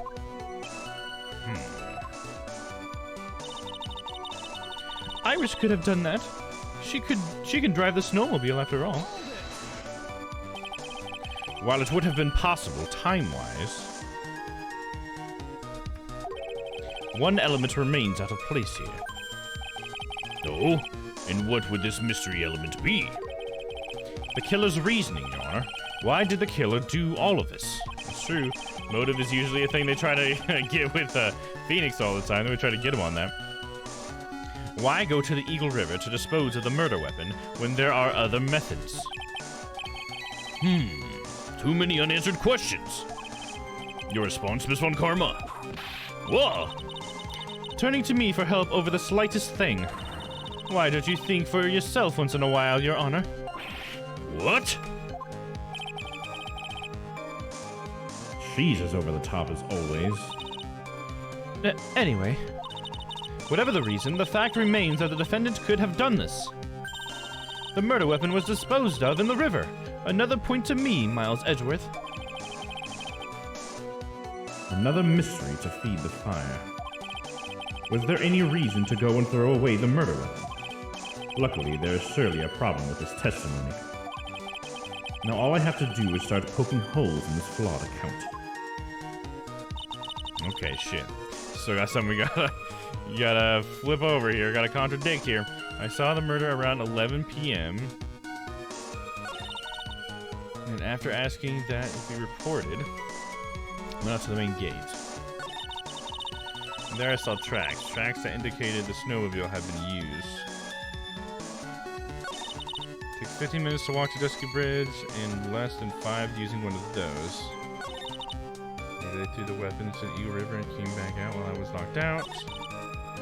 Iris could have done that. Okay, let's look at the court record. Someone stepped on her to wake her up. Yeah, it was Phoenix. Phoenix stepped on her. We saw the dead body as Phoenix, and then we started to like approach it to like examine the scene, and then he accidentally stepped on something squishy, and it turned out it was her stomach. And then she's like, "Whoa, hey, go call the cops! Someone was murdered!" And we're like, "Oh shit, okay." So yeah, that's how that went down.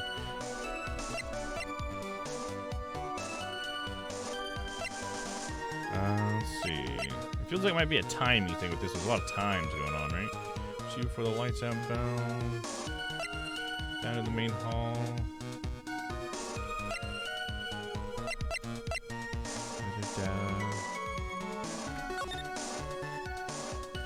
This wouldn't really come into play that much, right? At 10:45, the bridge was struck by lightning. I don't know if that will come up here. Ring lights out bell at 10 p.m. It was in her room until the murder was discovered. 11 p.m. That says it was sometime between 10 and 11 she died. The courtyard where at least her name was murdered. I don't know, it's not coming to me. From the main gate at Dusky Bridge. This is our newest piece of evidence, so maybe it's this somehow. Doesn't have any snow on it, and there's definitely tracks, and then there's footprints here as well. So, I guess those footprints would have been Phoenix's, but they would have to have been after Phoenix walked by, right? Because the tracks go over the footprints. Because you're missing a couple prints. I wonder if that's part of it. They did that on purpose. But what would she have said so I can connect that to? Maybe let me look at that. I wish I could have done that. She had the snowmobile after all.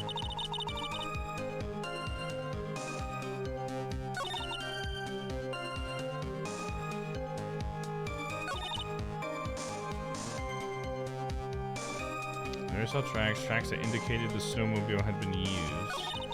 After asking that it be reported, I went out to the main gate. She saw the murder at around 11 p.m.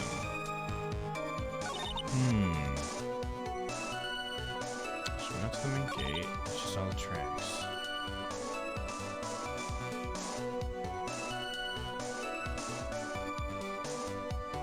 But so the snowmobile had already been parked then, because she's saying it all happened before she woke up. So then Phoenix, yeah, the footprints don't line up there, right? Because if she woke up and then like all of that, the snowmobile should have been returned by the time she woke up. I'm just trying to figure out how I get the footprints. Yeah, the timing's off, right? Yeah, I'm just trying to.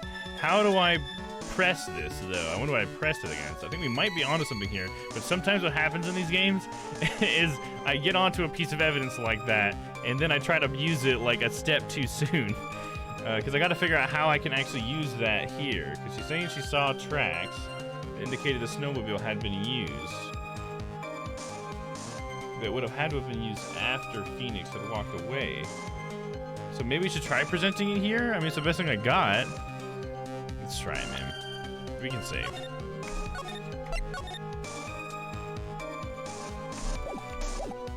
Okay, so present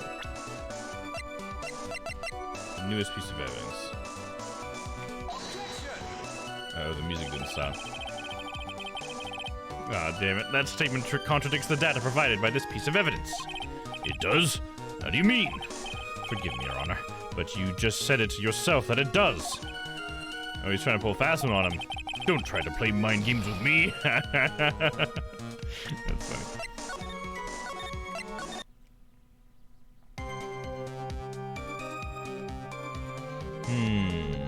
Okay. Takes 15 minutes to walk to Dusky Bridge, but less than 5 using one of those.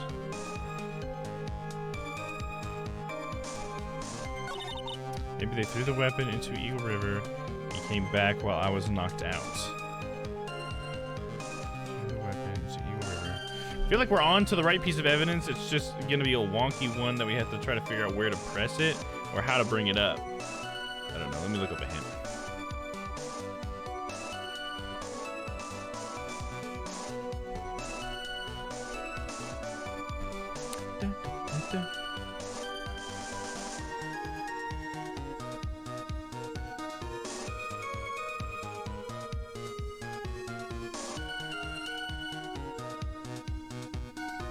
Yeah, exactly, Isadora. You're right. They definitely had to have gone over. You would have seen Phoenix's. I'm assuming that Phoenix's footprints. I guess that is an assumption by me, but I feel like, what else could those fingers? Whose else could those be, right? And so if his finger, it's not fingerprints, footprints. So if his footprints aren't visible in that location, that means that he had walked by before the snowmobile was there, and yeah, that's not right. But the key is figuring out how to say that to the game, because that can be the hardest part with these things sometimes. Is just the game has like a really wonky way of letting you do that. Let me see here.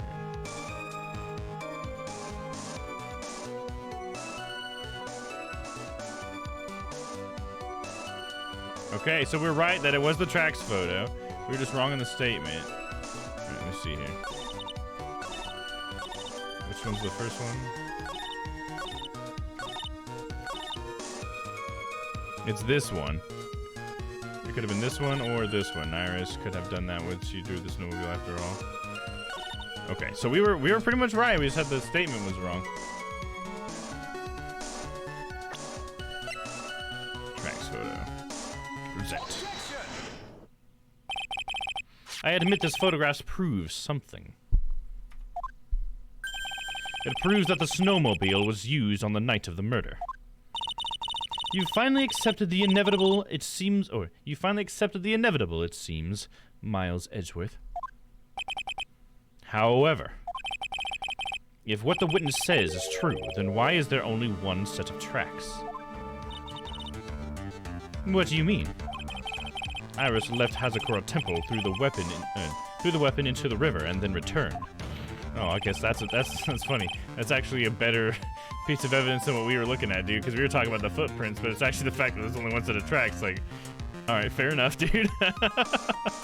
That's true. It should have been like a loop or something, right? Okay. If this was the case, then naturally there should have been 2 sets of tracks in the snow. Those from heading out to the bridge and those from coming back. The footprint thing might still come into play later, though. Let's see. Ah, you're right. You are forgetting one thing, Miles Edgeworth. On the night of the murder, it was snowing. The tracks leading to the bridge are erased by the snowfall. This removes your precious contradiction now, doesn't it? I see. While she was at the river, the snow stopped, leaving just the return tracks in the snow. What you have to say now, Miles Edgeworth? Well, now that we're talking about the weather, I do have a piece of evidence that talks about the weather. Is there a flaw in her theory? This idea that the snowfall covered one set of tracks. I'm gonna say there is a contradiction. Let's look at the court record, though. I think what we're getting onto is this weather report.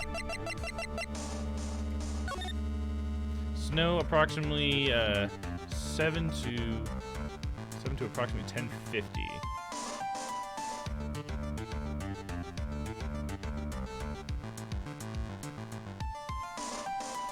Well, doesn't that kind of actually...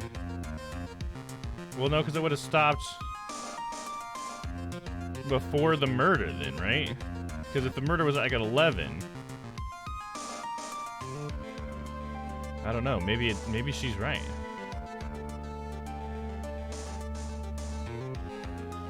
Yeah, her testimony says that she woke up after 11, but what she's saying is that that Iris did all of it before she woke up.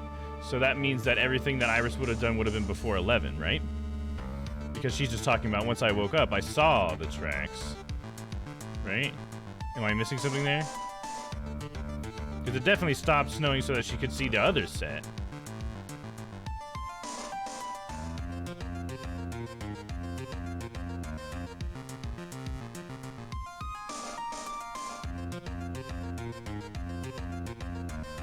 Oh, you're right. Okay. Yeah, okay, Isidore, you're right. Okay. Because she's saying that she saw the murder at 11. Right, and she woke up sometime later, like 20 minutes later, right? So the snow would have been stopped the entire time. Okay. And that makes more sense with how the story seems to be going then. And then she fainted. Right, right. Yeah, you're right, Isidore. You're totally right. Okay, let's go with that. I'm going to present the weather data, and there is a contradiction. Back. There is a contradiction. The tracks to the river were covered by the snow. That is a nice theory. However, Miss Von Karma, that is impossible. Would you care to explain? Why there is a rude index finger currently pointed in my general direction? No need. The evidence will do all the talking for me. On the night of the murder, the killer went to and returned from Dusky Bridge. In order to dispose of the murder weapon, the outgoing tracks were erased by snow. Or so claims Miss Von Karma. Mr. Edgeworth, present your evidence to the contrary, eh? Evidence that the outgoing tracks were not covered by the snow. The weather data report. Nope, I didn't mean to. I need to present it. Which is which button? E. Witness, please tell us again what time it was when you witnessed the crime. Like I said, it was around 11. Of course. This means that the weapon was thrown away after that time, correct? On that note, please take a look at this data. It is the weather report for Eagle Mountain on the night of the murder. The weather report? Snow started to fall at 7 p.m., but it stopped at around 10:50. Therefore, when the sister witnessed the crime at 11 p.m., the snow had already stopped falling. It is impossible for any tracks made after that time to have been covered up.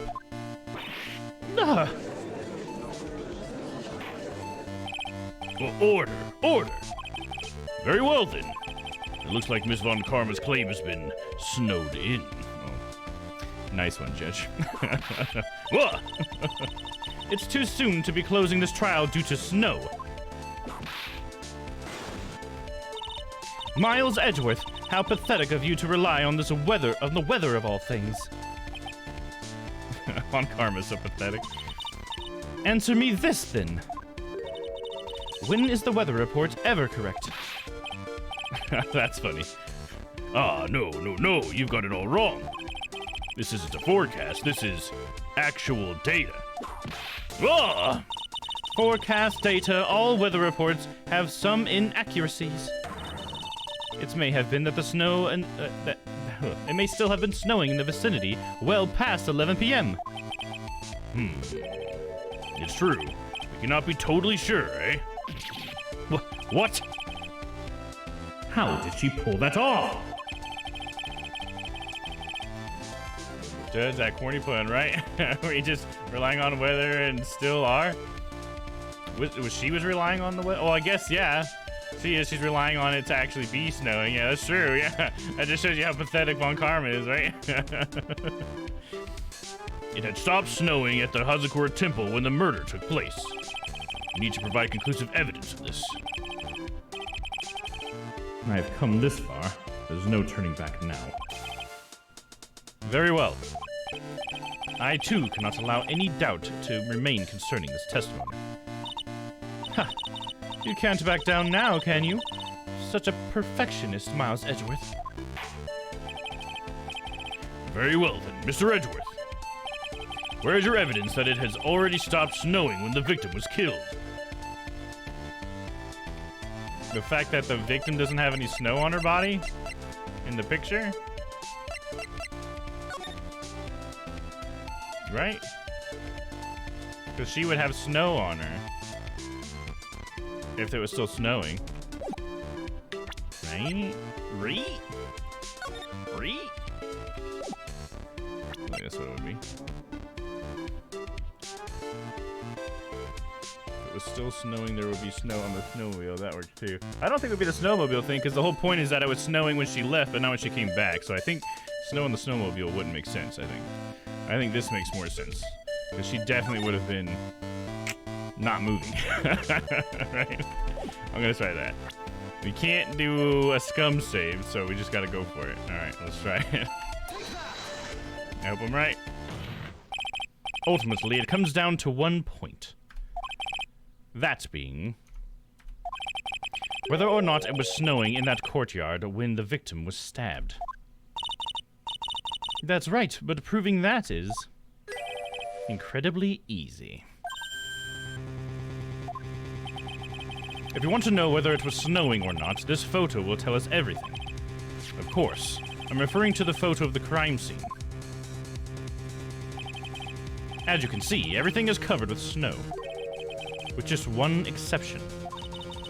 And that is the victim herself, Miss Elise Dunim. Why is there no snow on top of her? The answer is simple. It had stopped snowing when she was killed, that's why. In other words, if the killer really did go to Eagle River to dispose of the murder weapon, then in this photograph there should be two sets of tracks. Exactly! Get him! Hey, Shiloh, what's up? Yeah, new costume, yeah. This is the closest thing I had to, and hey, Noah, too. What's up, dude? Noah's in as well. Hell yeah. This is the closest thing I had to Miles Edgeworth so far. I do have an actual Miles Edgeworth, wig coming in, but it's just coming from China, so it's taking forever. So this is a wig that I have for a different cosplay that I'm just borrowing because, I mean, it's a wig, I guess. It doesn't really look like Edgeworth at all, but hey, I got the frills, I got the black vest, and I do have a jacket, but it's like super tiny. I ordered an extra large, and China sent me their version of an extra large, I guess, apparently, because it says extra large on it, but it's like for a fucking toddler or something. Dude. I mean, I'm being a little harsh. I mean, maybe not toddler, but here, let me get it. I'll show you guys. We'll take a brief moment at this like epic moment. Oh, and thanks for that alert, Strat. I appreciate it.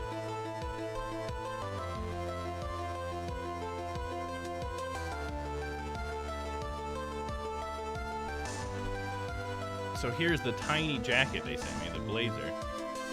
This was gonna be my Edgeworth blazer, but it's fucking tiny. It says right on there, XXL, dude. You see that? XXL, there it is. And let me show you. It's gonna make me, I just showed you the XXL, then I'm gonna try it on, and it's gonna make me look even bigger, like I'm super huge. But no, it's the jacket that's small, dude, okay? So, if I try to put it on, oh god. Ugh, that's about, like, as much as I can do, dude. Like, that's, like, all we got, man. Here's me, Miles Edgeworth, dude. Like, the arms are too small, the back is obviously not big enough to get all the way around. What's funny is, like, they have, like, a sizing chart and everything on the site, and I used the sizing chart, you know? Like, it should have been, like, too big for me. But instead I got something that was much too small for me. And so I don't know if I can even make it work, so I might just have to order something else.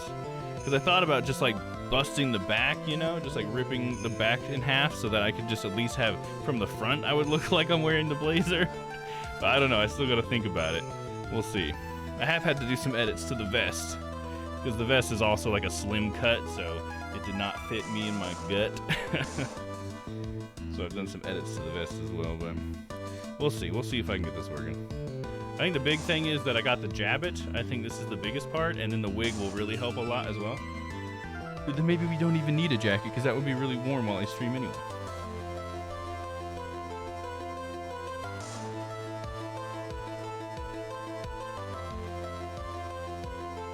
Hey, what's up, Yuna? That costume, oh, thank you. Thank you, Yuna. Yeah, I don't have my Edgeworth wig in yet, but this is my, this is a wig for another costume that I haven't really talked about too much yet. But I figured it would be a good stand-in for now. But yeah, so good to see you, Yuna. Thanks for coming by. How are you doing? What you up to today? Almost like you could Hulk bust out of that. Yeah, I could. Exactly, dude. I could totally Hulk bust out of that. But if I try to make it work, I'm going to have to just take like a seam ripper or whatever and just go up to try to keep all the fabric nice. I don't actually rip anything, you know what I mean? So I might still try to make it to see if I can get it to work, but the arms are so like small that it might just not really work out, you know what I mean? But I mean, I've already had to do a little bit to this vest. I had to cut a hole in the side. Well, not cut a hole. I you know, pulled the seam apart or whatever. And now I'm patching in some. I haven't finished it yet, but I'm patching in some elastic band. And so then when I sit down, it has like, you know, some give and everything, so I can fit my big old belly in here. But yeah, so, you know, I'm trying to make this work. Because honestly, other than that, it's a nice vest. I'm just too fat for it. But yeah, Noah, Yuna, Shyla, what are you guys all up to tonight? I know Shyla's lurking. But what you guys up to tonight? What you guys doing? How you doing? We're doing good. Finished Ori and the Blind Forest. Nice, nice. That's good. Hell yeah, that's a good one. I haven't played all through Ori and the Blind Forest, but I had a friend who had it in like college, and I remember playing through most of it. It's a really good game. Just got up from a much-needed nap. Nice, dude. Catching up on some of that sleep debt, huh? Oh yeah, dude. Well, thanks for popping in here, dude. All right, let's see. If you guys want a recap of the story, by the way, you know, I got that recap command. You guys can always use that. In fact, now I'm talking about commands. Let me just throw this on the screen. Got a few commands if you guys ever want to use those. In case any of those come in handy. We just got that advice one. Get some random advice or something. You know, maybe pull up a quote. You know, hug somebody. Got a lot of choices. Anyways, we can get back to the game. So the last thing was, then in this photograph, there should be 2 sets of tracks. Nah.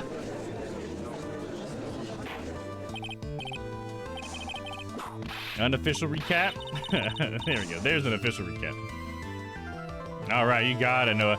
Okay, so I'll even try to like to broad stroke like last week a little bit too, and we'll try to go from the beginning. So Maya wanted to go train as a spirit channeler some more, so they Phoenix, Pearly, and Maya went to this top of this mountain where there was a temple there that could train her.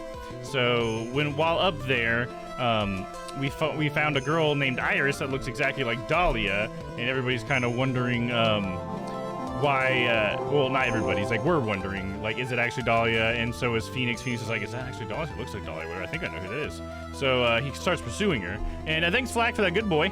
But I would appreciate it if I actually did something in the game that merited it. But I appreciate it, man. I do appreciate it. Don't get me wrong. If you're going to give anything to me, give me a good boy. Anyways, so... yeah, Dahlia was up there, and Phoenix has been trying to talk to her. Didn't get much out of her. But anyways, long story short, that night, someone gets murdered, and it's this illustrator, author lady for children's books, so it's such a shame. Pearlie's favorite author, too.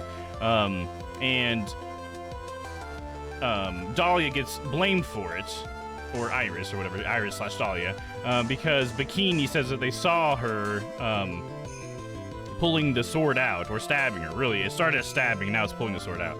And Bikini is the other sister that works at the temple. And so because the murder happened, Phoenix was like, oh no, I gotta report to the police. So he goes to try to get to the phone that's next to the bridge up on top of that mountain. And when he gets there, he sees that the bridge is actually on fire. And so then he starts panicking because Maya is on the other side of the bridge training.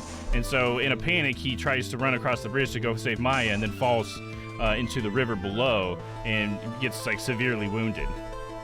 So next day, Edgeworth is called by Larry, because Larry's also involved. Larry convinces Edgeworth to come back to America because he's abroad, and he wants to help Phoenix. So Edgeworth comes back, and Phoenix asks him to become the defense attorney for Dahlia. And so Edgeworth accepts that, and then we go to investigate the crime scene. We find out at the crime scene about the witness and a couple other small things, like Larry's in love with Dahlia and he's being a silly goose and stuff. And I think he'll come up on the witness stand later, but really, he didn't really have anything too big to note. But yeah, the big thing is that we are Edgeworth now. Today we've been in trial and we are defending Dahlia.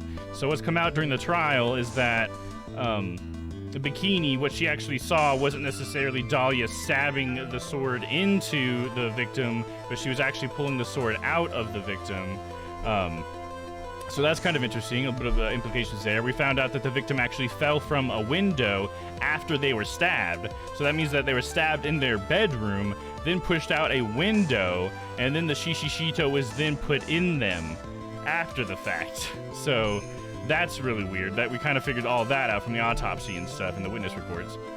What's also weird is that the hilt of the sword, the shishishito, was in the hand of the statue that was nearby, and there's not really much need for, like, Dahlia, for example, to be the murderer. Why would she be pulling the sword out but then end up leaving the sword in the hand of the statue? Like, none of that really made sense. And so let me see what's just happening then. And then, okay, so but we also found out that apparently Bikini was saying that there could have been someone who murdered the lady, and then Bikini passed out, and she's thinking that the murderer then went and got on the snowmobile, drove to the bridge, threw the weapon, the murder weapon, off the bridge, because it obviously wasn't the shishishito, like I was just explaining, and then drove back with the on the snowmobile.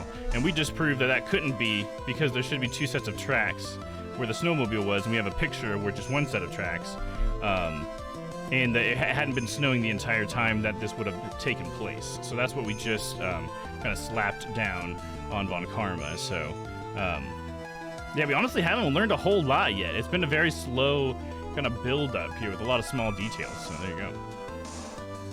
Dahlia is a judicial blunder. Dude, I know, man. But what's crazy is this time she's actually supposed to be innocent, which is very interesting. I almost said it's almost very innocent. Awesome recrab, thank you so much. Yeah, no problem, dude. My pleasure. AKA Bikini did it, right? Yeah, a lot of us are thinking that for sure. And if you ever want Isadora, I see the message that had just popped up earlier. We have a whodunit game. If you want to guess Bikini, you can. What I usually do with the whodunit is, if you're right by the end of it, I give you some Stream Loots packs. The earlier you guess, and if you're correct, the earlier you are, the more packs you get. So if you want, you can do that. Here, let me show the little thing for that. If anybody wants to participate, those are the commands. You can use Murderer to submit who you think did it, and you can use Whodunit to see who you've guessed. And you get 2 guesses, so you can change your guess one time. So there you go. You guys want? Check it out. Oh, it's a murderer, Isidore. Sorry. Alright, let's see here. Just what are you suggesting, Miles Edgeworth? There you go. Isidore guessed bikini. One guess is left. Hell yeah. Let's see here. To be honest, I am not entirely sure myself, but This is simply what all of the facts point to. That night, someone used the snowmobile to leave Hazakura Temple. From the tracks left, it can be understood that they were heading for Dusky Bridge. At that time, it was still snowing. Of course it was, because those tracks were erased by the snow. Then when the person returned to Hazakura Temple, the snow had stopped. Thus the return tracks remained. And so we're gonna have to come back to those footprints, because those footprints must be Phoenix's. And the fact that the footprints are underneath those tracks, dude, Isidore, I think we got something there, dude. I think we got it. It's just gotta come up at some point. Can I say something? This all sounds a bit fishy to me. What does, sister? There is only one key for the snowmobile. Furthermore, on the night in question, we know that the defendant had it. The key was found in her room after the murder. Which can only mean that night, Iris used the snowmobile to go to the inner temple. I mean, that's not a bad thing, though, right? But Iris said that she never went there. That is true, she did say that. We should probably press on this point some more when I get the chance. Hell yeah, we should, dude. I agree. Indubitably.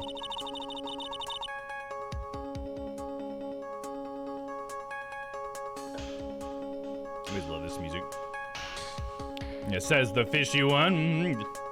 Isidore doesn't believe a goddamn thing coming out of her mouth. The snowmobile can't cross the suspension bridge. Makes sense, sounds real. So she must have left it on the Hazakura side of the bridge and crossed on foot. That sounds right. But what's odd is when I left Iris and returned to the Hazakura Temple,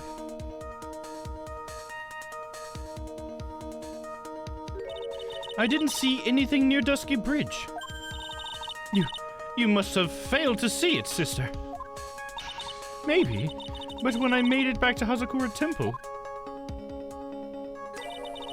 it was there, by the main gate. The snowmobile, I mean. Yeah, it was covered in snow as well. I know what I saw. It was covered in snow, too. But that isn't possible! Order, order, order in the court. What does this all mean? So then what was the snowmobile used for? It wasn't taken by the defendant when she went to the inner temple. If it had been, then the witness couldn't possibly have seen it by the gate. Furthermore, it wasn't used by the killer to dispose of the murder weapon. It was used by Pearlie because she wanted to go get snacks. I bet that's what it was. Wouldn't that be so fucking weird if that's what it was? Furthermore, it wasn't used by the killer to dispose of the murder weapon. If that was the case, then there would be two sets of tracks in this photo. Facts! I gotta love pearls. All we know is this. After it stopped snowing, someone used the snowmobile to return to Hazakura Temple. Never thought a simple snowmobile could cause so much trouble. I think we've learned all we can from this witness. Yes. I have nothing more to add. I've told you everything that I know. But then, that still leaves us with the same problem. If only there was someone, a witness, who could testify to having seen the snowmobile. A witness, huh? Was there no one out, walking perhaps near Dusky Bridge on that night? there was indeed. His name is Larry, otherwise known as Laurice. I don't think that's likely. It was cold enough to freeze your ears off. Only an idiot would go out wandering in that. Unless they had something really important to do. That's a shame. We know just the idiots. Hold on. Something is coming to me. An idiot may well have been wandering on that subarctic night. Your Honor! Actually, there just might be one individual who may be able to help us. Really? You know of someone who might have seen the snowmobile on the night of the murder? I don't know for sure if he saw it or not. But there are two things about him that do come to mind. Which are? First, that he saw something incredible on the night of the murder. And the second being? This individual that I'm thinking of went wandering outside on that cold night. In other words, he is our kind of idiot. Mr. Edgeworth, who is this idiot you're talking about? Larry motherfucking Butts. Something smells? It's probably the butts. This guy must be a product of Jean-Luc Deluxe's guide. Jean-Luc Deluxe's guide to obnoxious painting. This is Larry Butts, a disciple of the victim, Elise Junim. Her student? Interesting. Disciple was the word I think I was looking for at the beginning of the stream. Ha, I got it wrong. Finally, I ordered Final Fantasy 12. Still ain't playing, but I got the multiple monitors working on laptop fine. Nice! Hey, there you go. Hell yeah. Got it working. And why was he wandering about outside on the night of the murder? That's... I could tell them about his designs for Iris. But it may cost us his credibility as a witness. Or even call him. He is, after all, an artist. He was perhaps searching for something in the snowy scenery that would move him. Although I cannot guarantee that this is the reason. I still don't know if Final Fantasy 12 is launching. Outside of that, man. That's rough. And so, this unfortunate, unreliable-looking man. What exactly was it that he saw? I intend to extract that from him right here in this courtroom. Yeah, because he said he saw something incredible and he wouldn't tell us what it was, and he had like 5 psycho locks, as Edgeworth likes to call them. And we just kind of gave up on him. Edgeworth, he's like, whatever, I'll just do this in court. Summon this youth as a witness immediately. Okay, here we go. Larry voice engaged. Let me get some water for this.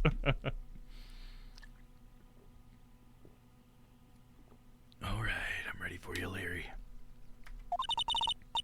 I have no choice, do I? I believe he is in the gallery for this trial. It would not take long to summon him. Very well. Larry. You may have escaped me yesterday, but today I'm going to get everything out of you.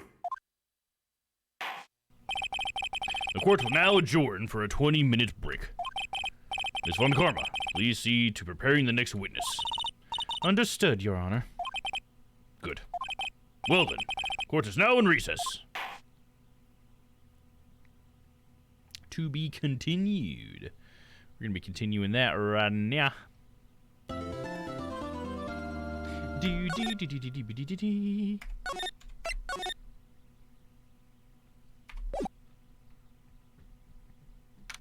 February 9th, 11:15 a.m. District Court Defendant Lobby, number 1. So we want to get in the dungeon? Alright, well I will wait those 2 minutes so that we don't interrupt the story. Anybody else want to get in that dungeon? Exclamation point dungeon, right meow. I feel like not too many people get in the dungeon on these days, but maybe today, if you guys want. It's available. I feel like today's more of a lurker day. There we go. Noah's getting in there as well. Cool.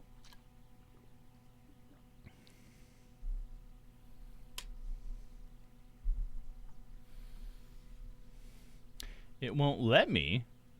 You just gotta type in exclamation point dungeon, Isidore. I think you're trying to use the command. Yeah, there you go. You're probably trying to use the channel point thing. Yeah, how it works is one person opens the dungeon, and then there's a 2-minute period where everybody can enter it if they want to. So yeah, one person just has to start it. Oh, I wanted to pay points. Oh, well, there's other stuff you can pay points on, I guess, if you want. You have a couple sound things in there. We got Dynamite in there. Dynamite, Dynamite. All right, so now we're gonna have to talk to Larry, aren't we? Oh, there's one. Yeah, I'll let you into the dungeon, huh? Nice. There you go. Oh, Yuna's getting in there too. Sweet. Yeah, we're getting a lot of people in the dungeon today. Nice. Nice one. Good timing, Sylvie.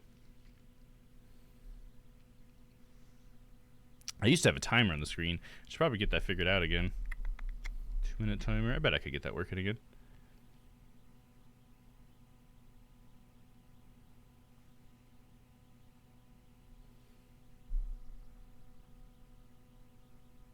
Let me check on my status while we wait.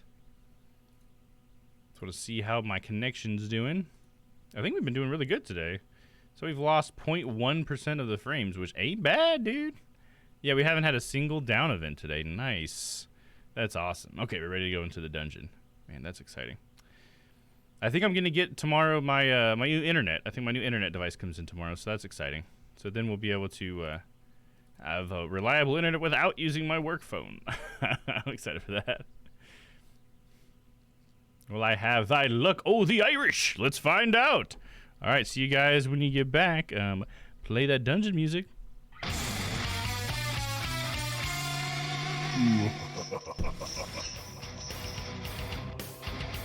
Welcome everyone to the dungeon. Alright, who do we have with us? We have Sylvie, we have Noah, we have Isidore, and we have Silent Yuna. What a great group we have here. Alright, starting with you, Sylvie. Let's see what we got. You get a card pack? Oh, nope. Doesn't look like you do. Looks like you're stuck down here with me. Oh, Noah. My lovely Noah. How are you? You know I've missed you for so long. It's been so long since your name has graced my prisoner list. And I'm so happy to see you. Alright, let's see if I get to keep you down here. And presto. Oh. Oh. Noah. How you always do this to me? I thought we had something. I can see why you've spent so much time away from me now. Better luck next time, my lord. Yes. Yes, I'll have to just try harder next time. I need to have the heart of the die. Alright, this one is for you, Isidore. Let's try your luck of the Irish, It looks like your luck of the Irish has ran out. Man, I'm doing pretty good today. Too bad I couldn't get Noah down here. But how about you, Yuna? Come on. Let's give me 3 versus 1. 3 wins, 1 loss. Come on, you got this. You got this. And let's go. Oh, look at that. Is that a 17 for me to a 2 for you? Man, I'm on top of the world tonight. All right. Man, too bad we're not in the dungeon the entire stream. I'm on a roll. All right, well, congratulations, Noah. The only one that gets out. It's as it goes, yes. Lucky than unlucky. The luck of the Irish, a fickle thing, isn't it? Alright, I'll see you guys later.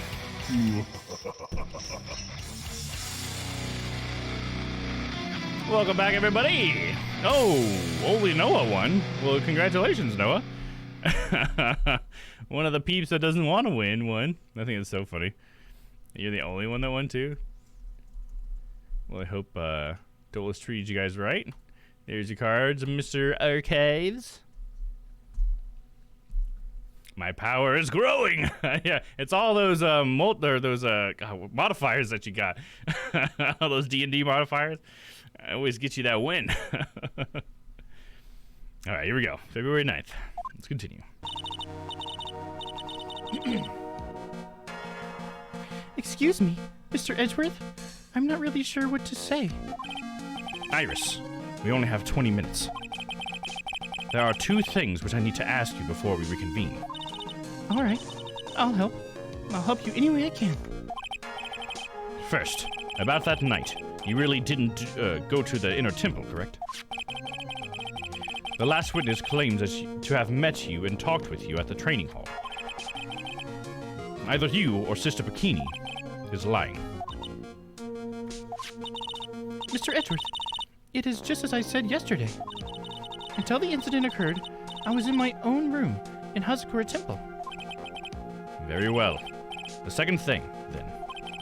That night, the temple snowmobile was used in between the time Sister Bikini returned to the main hall and when she bore witness to the murder. Sometime between 10:30 and 11 p.m. that night. Were you the one who used the snowmobile? There's only one key for the snowmobile. The only person who could have used it was me. So it was you.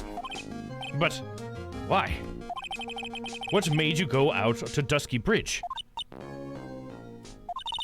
I'm sorry, Mr. Edgeworth.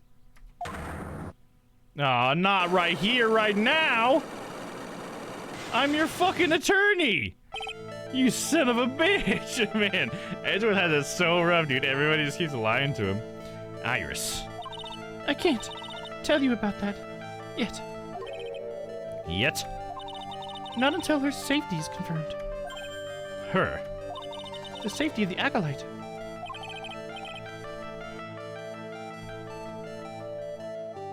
The acolyte, huh? She must be talking about Maya.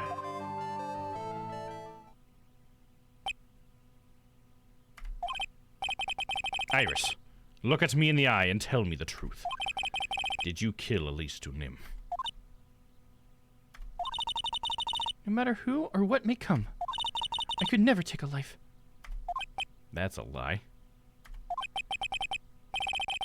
As I thought. No psycho locks. Very well. It is my job to get to the truth. You will discover this for yourself soon enough. Damn, so we don't get that information, huh? But wait till next time. February 9th, 11:36 a.m. District Court, courtroom number 7.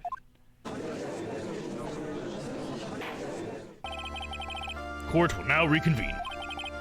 Miss Von Karma, where is the witness? During the break, a man was detained for suspicious behavior in the gallery. Suspicious behavior? Oh my goodness. Are you kidding me, James? My man! Can't stick around. I gotta show my support while I can. Love the habit. Thanks, James. I really appreciate it. And thank you for the gifted subs, dude. Holy shit, man. Look at all those people. I recognize every single person, too. That's so wonderful. Thank you so much, James. We got P. Silex, Crispy got her sub back, Layla got her sub back, we got Loopy Lolly and Lynn Sensa. Beautiful, beautiful crowd. I love it. Give sub, Bob. Yeah, hell yeah, James. Well, I hope whatever you gotta go do, I hope it's fun, man. Or you have a good time. Thanks for coming by and dropping those fucking subs, dude. That is insane. Thank you, man. Hell yeah, man. Your Honor, there appears to be a new subscriber. Nice. Hell yeah, hell yeah. Thanks again, James. I really appreciate that, man. Man, James showed so much support for this channel. How many subs is that now? Get the total of 26 in the channel. Holy shit, dude. Thank you so much, man. That's huge. Hell yeah, dude. All right, let's see. Where were we at here? He was sketching something very intensely. Dare I ask what the witness was sketching when he was detained? He drew a terrifying woman, armed with a demonic face and a vicious whip. And a vicious whip, huh? Now you can only presume that. Whoa! Anyway, it's time to drag this pathetic excuse for an artist before the court. Laurice Dunim, I hope you're ready. Get in here. It would seem that whip is going to see plenty more use today. Oh yeah, she's gonna whip the shit out of Larry, dude. Ouch! Your sketch is in contempt of this court. Hey! I was just artistic. Ouch! You tried to run away from the bailiff who was trying to hand you your subpoena, correct? Look! I'm nothing but a fledgling artist training out in the mountains. I'm only down here in the city because I ran out of green paint. Well, to use a technical term of the color, viridian. Larry, this isn't the art store, now is it? I know! I graduated junior high, okay? Look, art is all about working in the fields, isn't it? Working in the fields? No, I think he's the wrong voice there. I presume he wanted to say field work, I hope. That's it! Thanks, buddy! It's kind of sad that I was able to understand his mangled train wreck of a sentence. I just happened to stop in here and found a wonderful new model.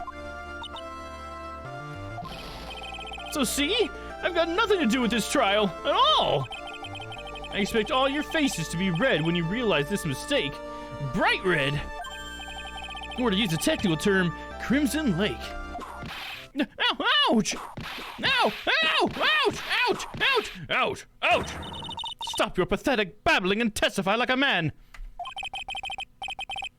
Refrain from whipping me, Miss Von Karma. Cross-whipping is as bad as cross-checking.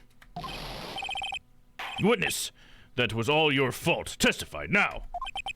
Mom, this is too much for me.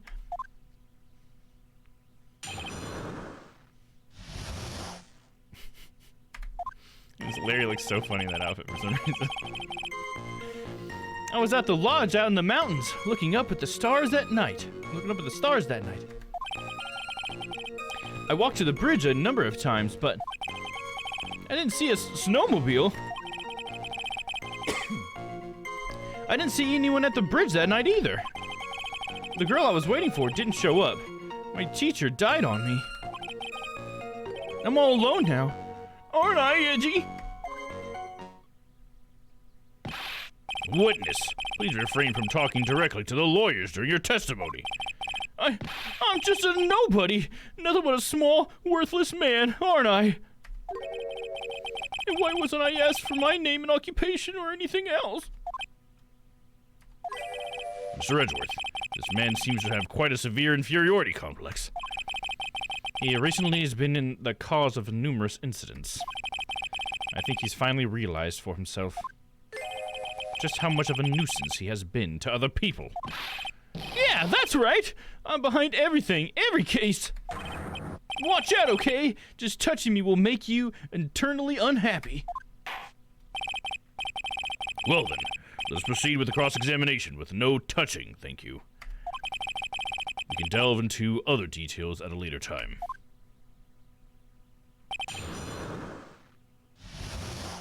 What I saw. I was at the lodge out in the mountains, looking up at the stars that night.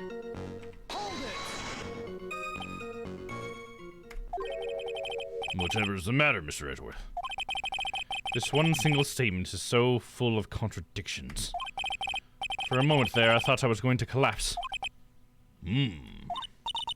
So, witness, any idea as to where these contradictions in your testimony lie?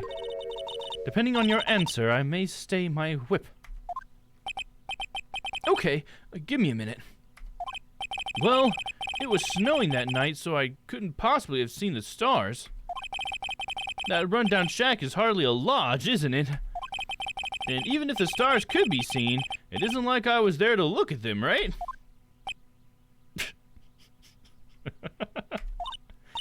See? You can do it if you just try. Ow! Ow! Ouch! There was only one issue here. What you saw at Dusky Bridge. That was like one of the best ones so far. The best presses this entire stream, I'd say. I walked to the bridge a number of times, but... A number of times? How many? Maybe 5 times? I went once every 20 minutes. Which means you spent almost 2 hours at Heavenly Hall that night. You bet! Real love is about waiting with your heart in your hands. Love, you say? It was this man's intention to summon the defendant to the small shack, using this blackmail letter. Blackmail?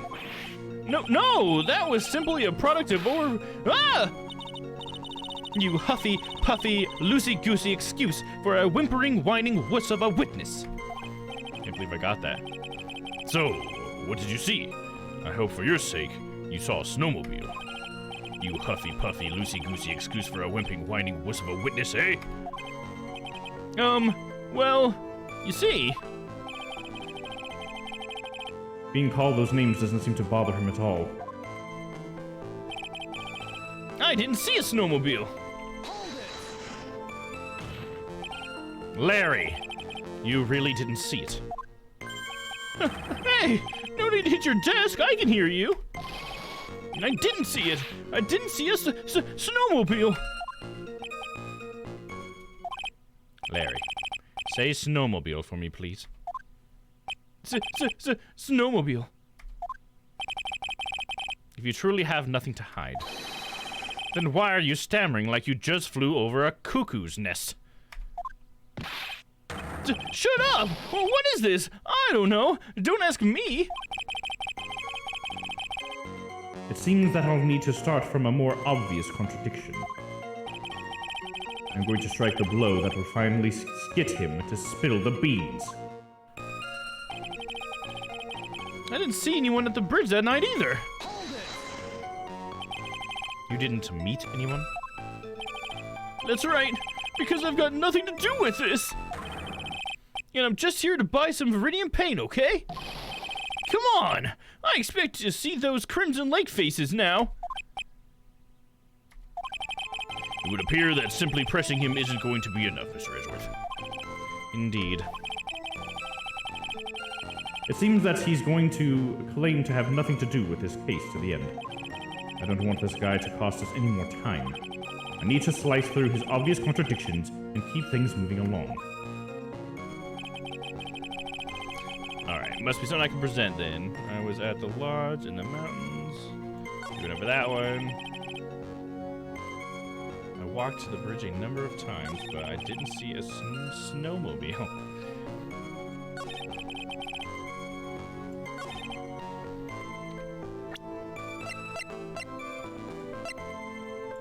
I didn't see a snowmobile. So he says.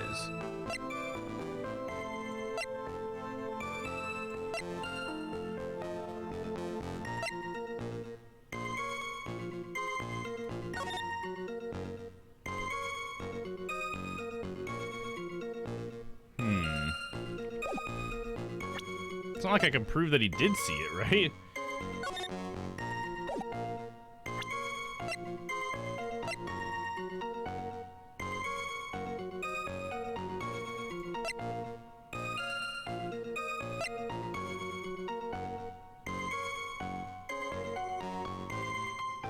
This guy's ridiculous, dude. I know Larry is. Larry is a friend of Phoenix's and Edgeworth's from when they were kids. Yeah. The photo of the snowmobile. I mean, what does that prove, though? Can't just throw out evidence without explaining yourself. Objection! That's rather more of another crime.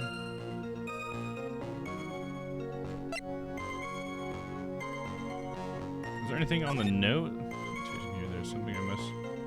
Waiting for you tonight at 10. Like, maybe he wouldn't be walking around because he'd be waiting for her?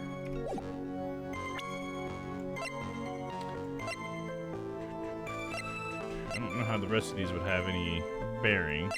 Really, the only thing that has to do with Larry is the note to Iris. The snowmobile is just that picture. I don't really see how that proves anything. You see a snowmobile, but we know the snowmobile was over there.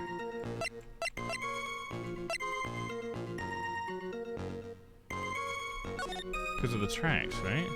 So maybe it is the snowmobile, and we just put it on the snowmobile one? Is it? Am I just trying to too hard to figure it out, and it's actually the obvious thing, like you're saying? You think? I mean, it could be. We could always say. First of all, we should save either way, because this is a good save moment.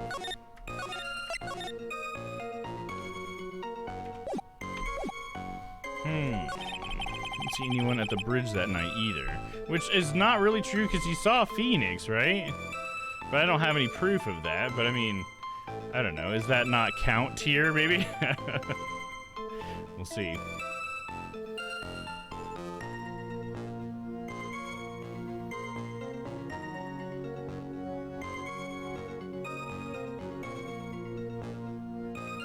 Okay, I hit the nail on the head. It's because he saw Phoenix. Because I was right. We gotta present Phoenix here. Profile. You saw Mr. Phoenix right, actually. Larry Butts. I can understand why you might want to throw your old life away. You're pretty pathetic, and you cause all sorts of trouble. Oh, thanks, Isidore. Thank you for the 10 bits, man. I appreciate that. Big gads! Thanks, dude. Don't have to give those bits, but you did. So thanks, dude. I really appreciate that. That means a lot, dude. Thank you. All that money will go towards more beautiful wigs for myself. Cosplay, basically. So thanks, man. I appreciate that a lot. I'm sorry. But having realized just how much of a nuisance you have been, that could be considered a step in the right direction. Edgy! Are you trying to console me? It certainly doesn't sound that way to me. However, I cannot forgive you for simply turning away from the incidents you create. You're totally pinning this on me. Now then, let's talk about the night of the murder.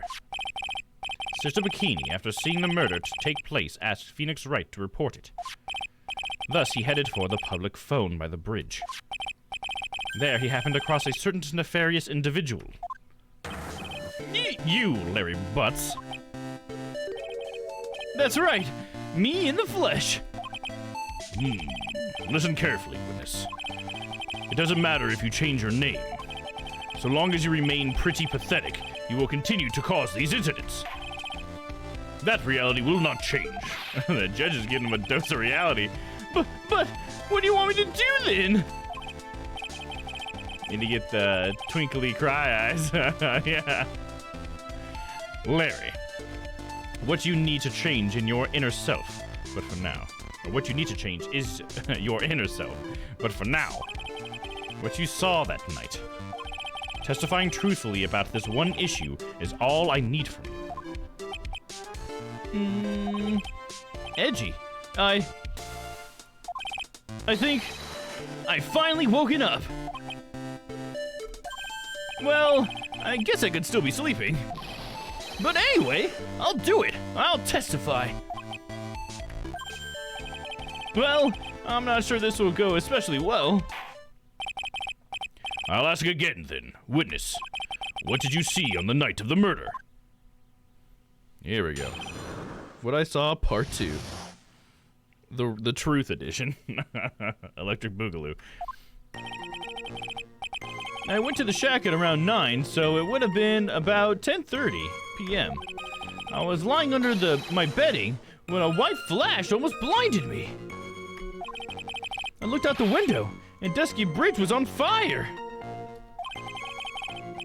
There was still some thunder, but I went right back to check it out. Oh, I went right away to check it out.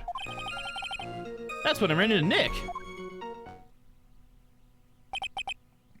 You certainly saw quite a lot, didn't you? So, what happened to the bridge after it caught on fire? It was like me after a 3-day stint chasing a girl. It totally burnt out. Like, almost totally gone. I mean, trying to cross the burning remains was what caused Nick to fall. What did you say? No, don't worry. It's nothing life-threatening. He just caught a cold. I never know with that man if he should be called lucky or unlucky. Now, Mr. Edgeworth, please commence your cross-examination.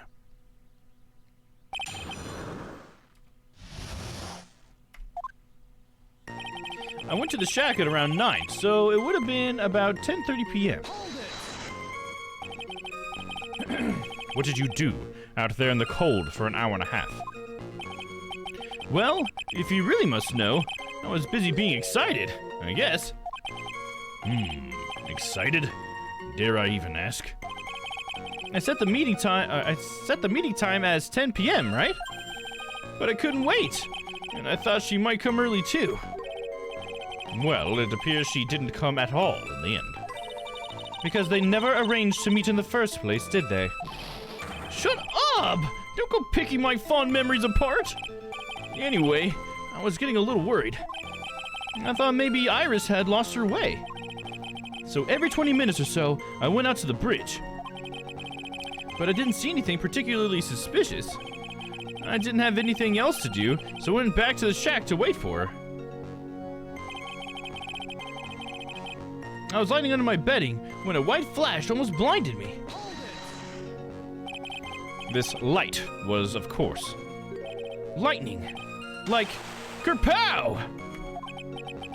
Like a slap from Naomi, honestly. A big bada boom. Ah! Or a little like that. Ah, that's more like a punch from Miranda. Witness, did you actually see the lightning hit the bridge? Well, I was a bit startled by the flash of light, so... I looked out the window and Dusky Bridge was on fire. Hey, doggo, how's it going? Welcome back. Seeing that, what did you do? What do you think? I was burning up as well, from the fire in my heart. And that's why you went to take a look at the bridge.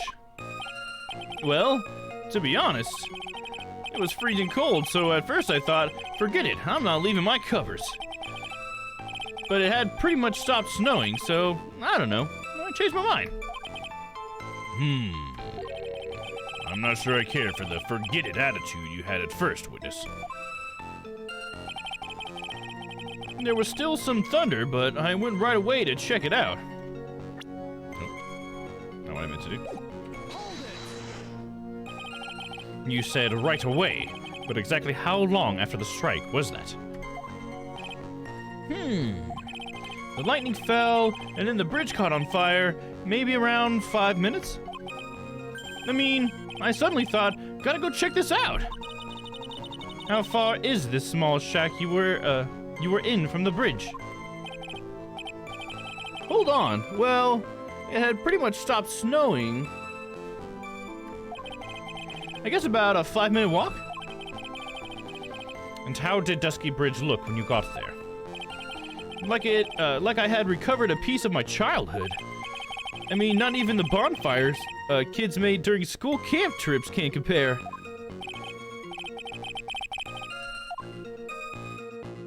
Well, should I press him for a little more info?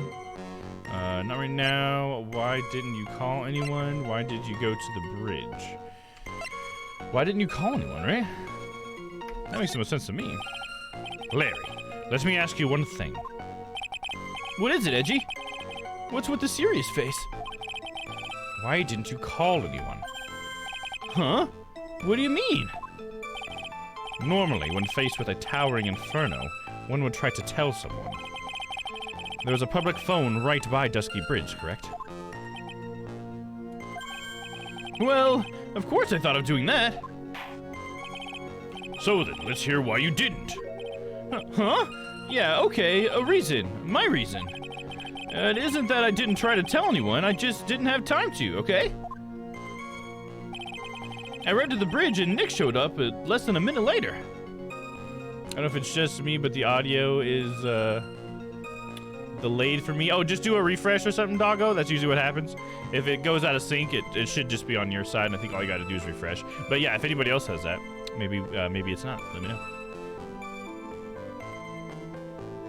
Right to the bridge. Oh yeah, just for that. There we go. Go push it. You claim to have arrived at the bridge at the same time as Wright. Yeah! I thought I'd better tell someone about this. But then Nick came up yelling about murder! It totally made me forget about the bridge. The fire was pretty much out by then anyway.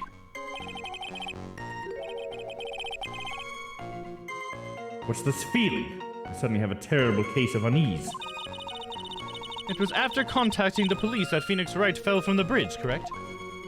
Yeah, that's pretty much it, more or less. He told me about the burning bridge yesterday, but there's still something that doesn't quite fit. It looks like, despite his change of heart, Larry still isn't telling us the whole truth. Okay, what's our contradiction? I went to the shack around 9, so it would have been about 10:30. I was lying under the bedding when a white flash almost blinded me. I looked out my window and Dusky Bridge was on fire. There was still some thunder, but I went out to check. I arrived at the bridge and Nick showed up less than a minute later. Do I have any evidence that would say anything about that?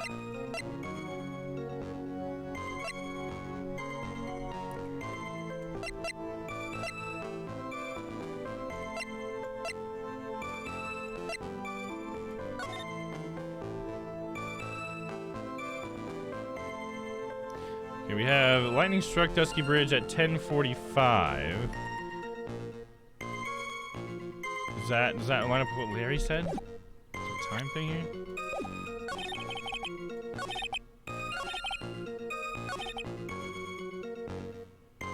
Would have been at 10:30. It was lying under my bed when a white flash. Yeah, so that's not right because it would have been 10:45. So that doesn't line up with the lightning, right?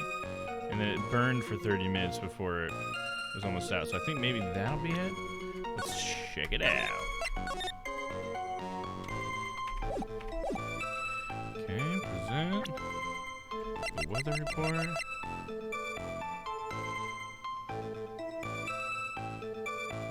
The timing of Bikini's testimony isn't fitting. Let's see if this is it. Not damn, that wasn't it.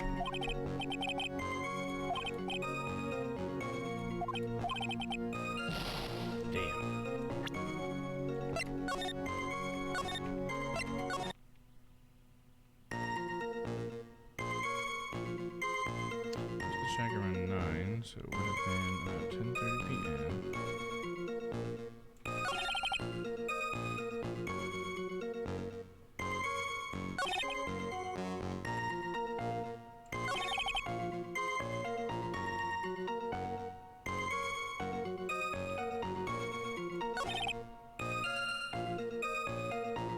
Oh, now I see it. He said it only took him 5 minutes. So if it would have been 10:30, and then he saw that. It took him 5 minutes to walk up there. And then all of a sudden Nick comes. It's like, well, then the murder couldn't have been at 11 then. But how do I present that? Let's see what I say. Right. She started the fire stick and audio is good now. Nice, cool. Sounds good, doggo.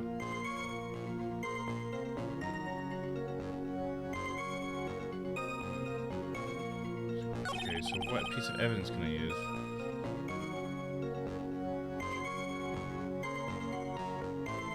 So let me look at what evidence I have. Look at the night from the main gate at Dusky Bridge, the courtyard where Elisa was murdered. I guess I could use this autopsy report. It says the time was 10 to 11, but I mean, it says 10 to 11.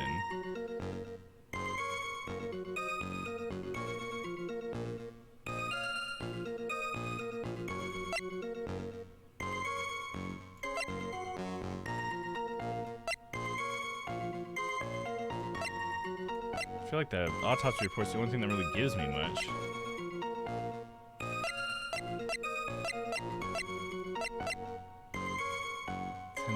I guess I could press that on the same one where he talked about the time. There's still some thunder, but I want to check over here.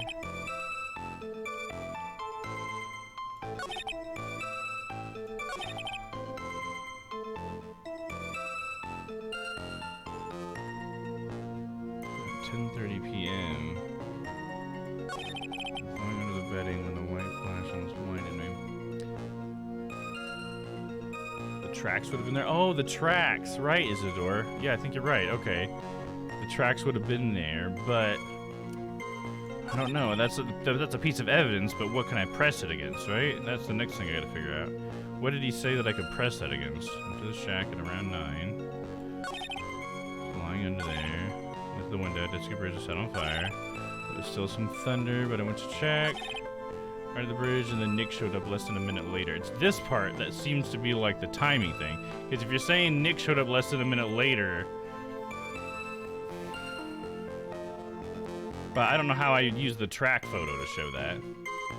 It's not that that's impossible for this game. Sometimes it kind of takes a leap in logic to get to where you need.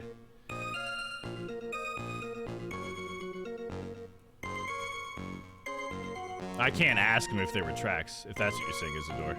You can't do that in this game. Right now we have pieces and we need to use what we have. Right, I know that, Isidore. We gotta use evidence to prove that, though. Like, you can keep saying facts all you want, but if we don't have evidence to actually press against something he specifically said, it doesn't matter.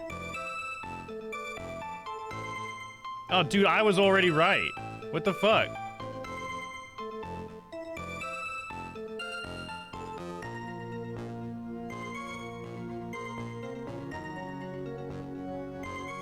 Which statement am I supposed to present that on? Because it is the weather data. I was right about it. He's saying at 10:30, but it happened at 10:45 in the data. But what statement? Press the fourth statement.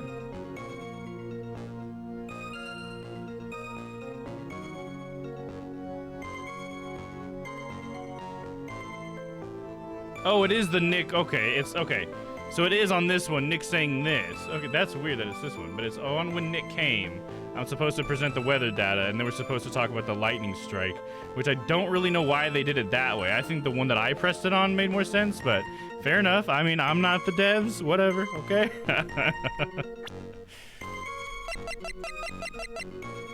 Weather data, right here. There we go, we got it. Your very existence being a contradiction. I'm not sure if you can grasp this or not. What the hey, Edgy? You make me sound like I'm some sort of alien. But your testimony is conclusively contradictory. The problem here is time.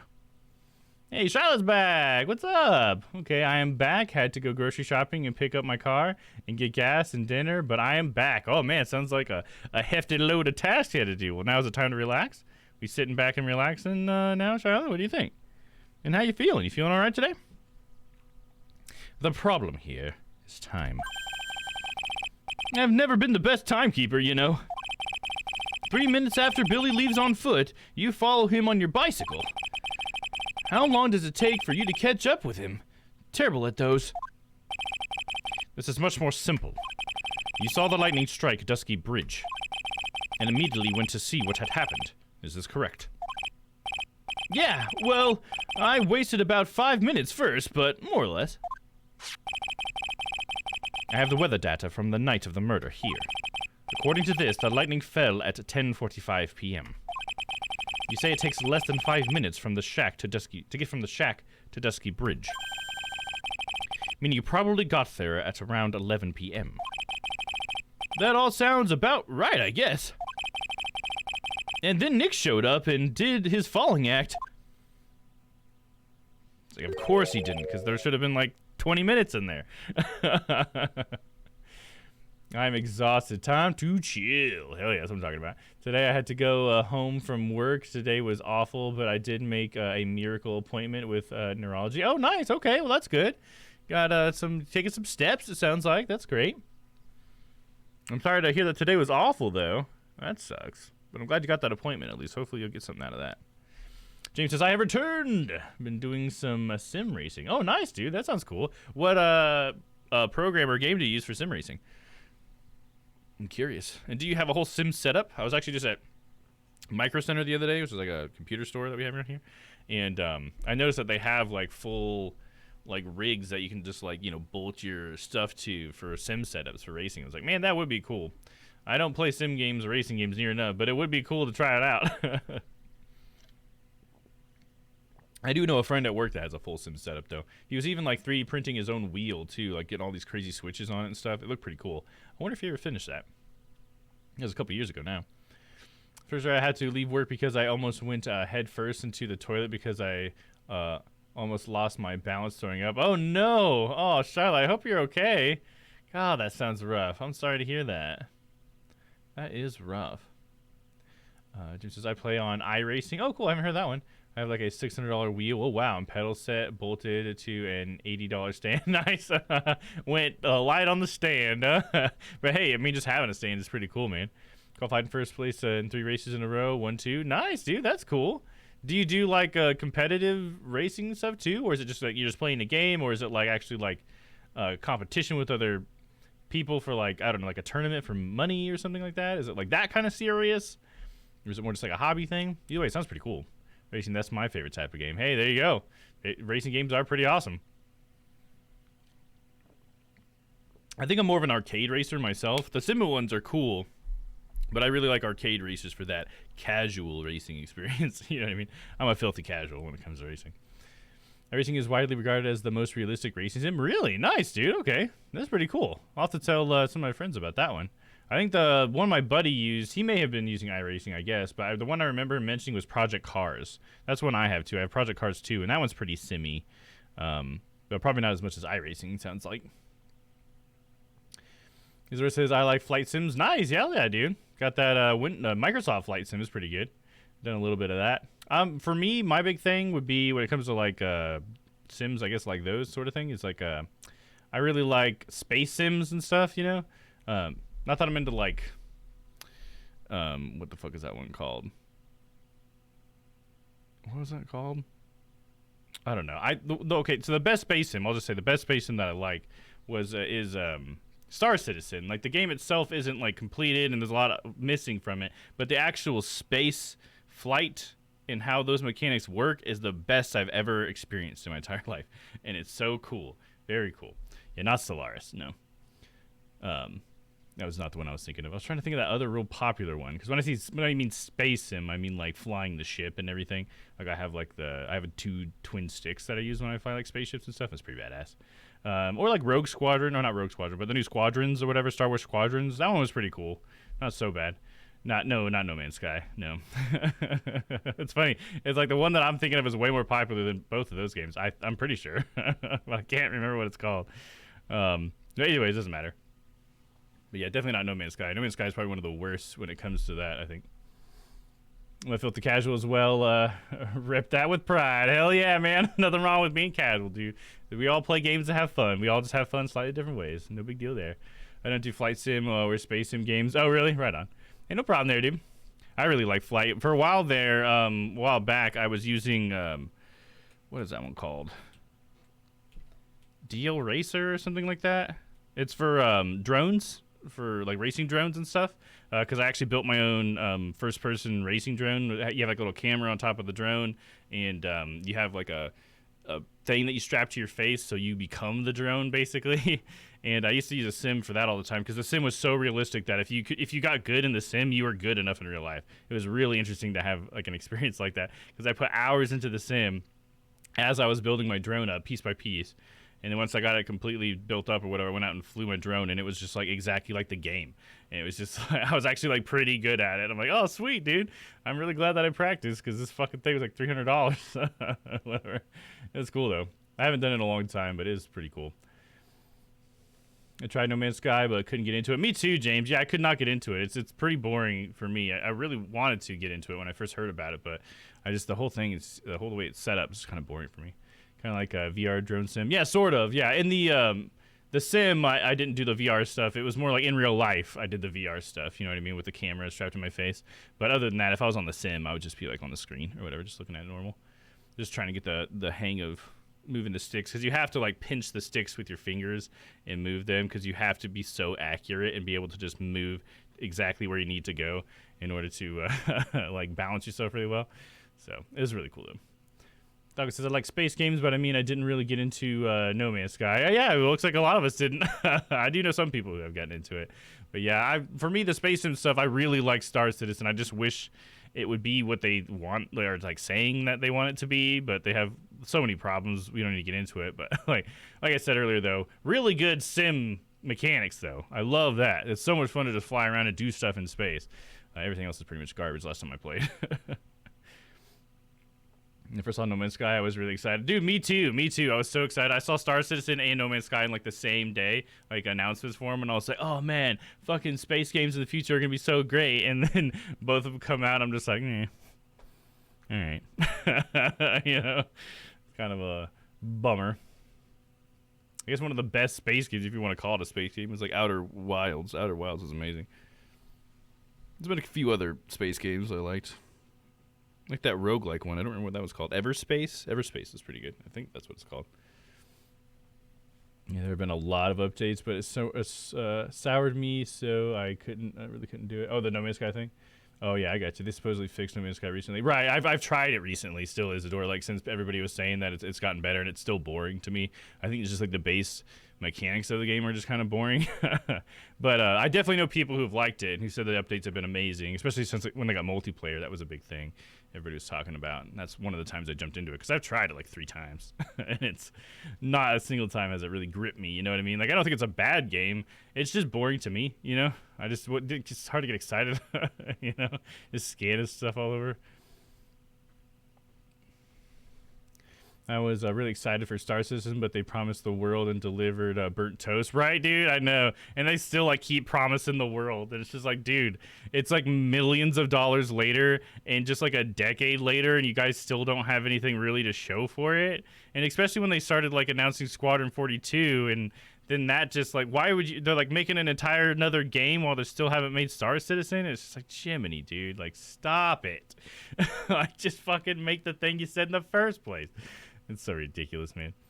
Most games, it's not worth pre-ordering anymore since they come out incomplete. Yeah, I mean, there are some games that I think are fine with pre-ordering. You know, like, I was fine pre-ordering Elden Ring. I think Elden Ring came out fine. I think there's a lot of games that do come out fine, but there are too many come out incomplete. But I do think there are quite a few games that do come out fine, though. But it's too much of a risk. I guess maybe that's what you get at Isidore, is that it's the risk is always there, and so it's really just like, just wait for it to come out, you know? That's pretty much how I am. Like, if I pre-order it like the day before it comes out, just to get the pre-order bonuses, if I even do that. Because I'm more of like a wait 6 months guy and then pick it up most of the time. I think the most recent game I picked up was Elden Ring and Strangers of Paradise. Those two I picked up pretty much right after they came out. Other than that, most games I pick up way later. Oh, I did pre-order Wonderlands, though, because I had some friends that were going to play, and I was like, you know what? Why not? You know what I mean? Buy it for $20. Right, yeah, if you wait long enough, you can usually buy it for $20. There you go. Oh, you want to participate, Doggo? Yeah, you got to put your guess in there. You do murderer, and then you either describe the character or put their name, and then you should be good to go. You pre-ordered Strangers of Paradise. Oh, nice. I just bought it after it came out. Cyberpunk I picked up on release date just because I knew I'd like it no matter what. Hell yeah, James. Hell yeah. Yeah, I'd pre-ordered Cyberpunk. I was pretty excited for it, and I knew my computer would, if anything could run it, my computer could, and it did. So I was glad, because I heard a lot of horror stories about that, dude. All right, let's go ahead and continue with the game. That is impossible. What do you mean? 11 p.m. is when the murder occurred in Hazakura Temple. Thus, Wright was still there in the courtyard. There is no way that Larry could have encountered him at Dusky Bridge at that time. Ah, excuse me, I have an objection. You do? Neji, how many times do I have to say this? I'm not Larry. I'm Larry Sunim. Ah! It has not been proven that the murder occurred at 11 p.m. The sister only said around 11. In which case, it could have been earlier than that. Watch your footing there, Miss Francesca von Karma. The slope ahead is slippery. But there is still no way that Wright could have been at the Dusky Bridge at 11 p.m. And why not? It is clearly written here that in the weather data report. It took around 30 minutes for the bridge to burn out. Therefore, the bridge must have been burning until at least 11:15. Which means... what exactly? Wright did not see the bridge while it was being consumed by the flames that night. What? In fact, he did not arrive on the scene until... after the flames had died down. Oh, really? Okay. Larry, you arrived at the bridge at 11 p.m. But Wright did not make it there until at least 11:15. I suggest you stop hiding things and just tell us the whole truth. Now, then. What happened during these missing 15 minutes? Something with the snowmobile, right? I feel like I just got brutally woken up by my toilet splashback. What the fuck, dude? Oh, I didn't even read what he said because I was too busy reacting to that crazy thing. Oh, I'm missing all sorts of stuff. So there was a missing 15 minutes prior to meeting Phoenix Wright. Oh, James says I'm the murderer. Well, good luck catching me, James. And then I think Doggo tried to put James as the murderer, but he put James. You guys can always got another guess too if you want to change it. I missed your message. The command is, I guess who you think the murderer is. Yeah, did you understand that, Doggo? I think you were trying to use it earlier when the message come up. I hardly see that as much of a problem. Yeah, not much of a problem at all. Really? The bridge is burning before your very eyes, and there is a phone right next to it. Why, then, did you not report the accident? Yes, witness. Why didn't you? Were you there simply to watch the bridge burn? And therein lies the problem. For even after the bridge had burnt out, he was still there. Staring into space, this witness didn't even attempt to fulfill his civic duty. That's what it sounds like. Ah, but this is Larry we are talking about, and even he isn't capable of being so stupid. Which means there has to be a reason for this inaction. Edgy. Sad part is James is an inside joke nickname for me. Oh, maybe Doggo knew that. Reading your mind. Also, I believe you came in here from my raid, Doggo. Yeah, I think you did. Okay, I'm really dumb. I still don't get it. If you don't want to tell me, you don't have to. Yeah, I did. Don't want to tell me you don't have to. What do you mean? What? Don't want to tell you if you don't have to.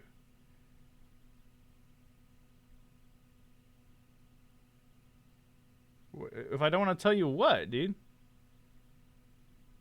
I really like this channel. Yeah, we like having you here, Doggo. What do you want to know about? Like, I feel like I've already explained the murderer thing. Do you want me to explain that again? Is that what you're not understanding? Sorry. I explained it earlier. I thought you would have heard me. All right, anyways, moving on. Edgy. I think it's about time I got serious with you, dude. Just as I thought, you've been playing with us all this time. Listen, I'm going to tell you everything. Are you sure you want to hear it all? Trust me, I murdered Domm. It means I think Domm is the murderer. Sure, but you don't have to if you don't want to. In the game he's currently playing. Right, yeah. James is doing that as a joke. Here, let me just show you this. We got this. If you read that really quick, Doggo, it'll be up for about 20 seconds. And if I have to, I can bring it up again, but that should let you know. We got two commands. Murderer lets you submit a guess, and whodunit is what you lets you see what your guess is. And yeah, you're just trying to guess who is the murderer here. Who do you think is the murderer in the case? That's what it's for. So I hope that's clear. Really only make an educated guess if you've been here for a few of the streams. Right, exactly. It's still fun to guess along. Exactly, yeah. That's what I'm hoping for. Just a little bit of interaction, you know what I mean? Yeah, there you go. See, James changed it to Larry Butts now, but he's got no more guesses, so there you go, James. You're locked in, man. Thanks for helping me explain that, James. I appreciate that. And hopefully, Doggo, that makes sense, but if not, let me know. Isn't it always Dahlia? Pretty much. I mean, pretty much, Shiloh. That's how I feel like. But at this point, it can't be Dahlia, or else we're defending the murderer? And do we do that? I actually guessed his bikini did it. That's true. That's true. That's not a bad one. Let's see. I'm going to tell you everything. Are you sure you want to hear it all? Yes. I may really say it this time. Ah! Then say it. Very well. I have a terribly bad feeling about this. However, let's have the witness finally give us the whole truth. Now, for this 15-minute gap, what were you doing, witness? The missing 15 minutes. My house smells like Margarita pizza. Oh, that sounds good. That sounds like a good smell. Still have yet to get a Domm hot tub stream. Well, maybe one day. Let's see here. I'm a Denim. I'm an artist. What do you think I was doing? Sketching in front of the bridge. I was whipped up into a frenzy of art. The shock and awe that I was feeling, I transferred it all directly onto the page. Before I realized it, the flames had gone out and then he came running up. That's such bullshit, Larry. We know that's a lie, dude.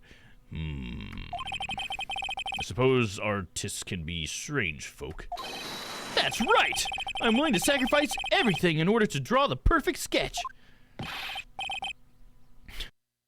Including the truth from the sound of it. Mr. Edgeworth, has this removed the last of your doubts? Not at all, Your Honor. One very large doubt still remains. And what would that be? This is a surprisingly believable story, especially considering the source. So why did he think he needed to hide it from us until now? I intend to drag the reason out of him. You'll regret this, Edgy. Really?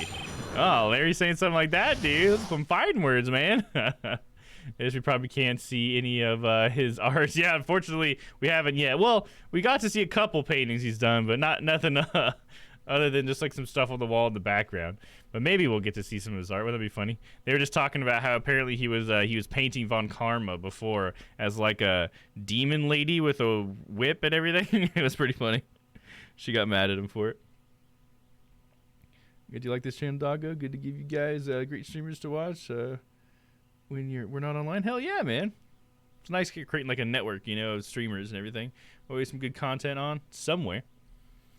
Yeah, when you're not on, I'm watching this channel, and when this channel isn't, I'm watching your channel. There you go, perfect, dude. That's what I'm talking about. Race is starting soon. Got to qualify, and I hope I don't get wrecked. Wish me luck. Good luck, James. You'll beat him, dude. You'll get first place, man. I believe in you. I'm a Junim. I'm an artist. What do you think I was doing? Tell us, Larry. Thanks for the fresh bucket of support. No, Opal, just resubscribe. Thank you so much, Opal. Hell yeah, and welcome in. I hope you're having a good night. Thank you for that resub. Sorry, Jade, if my words, or James, if my words aren't correct, I'm using the microphone on my TV. Oh yeah, it's all good, doggo. We know that microphone acts up on you, dude. My name is Larice. Get it right. Mistakes like that are what keep you up from being popular with the ladies like I am.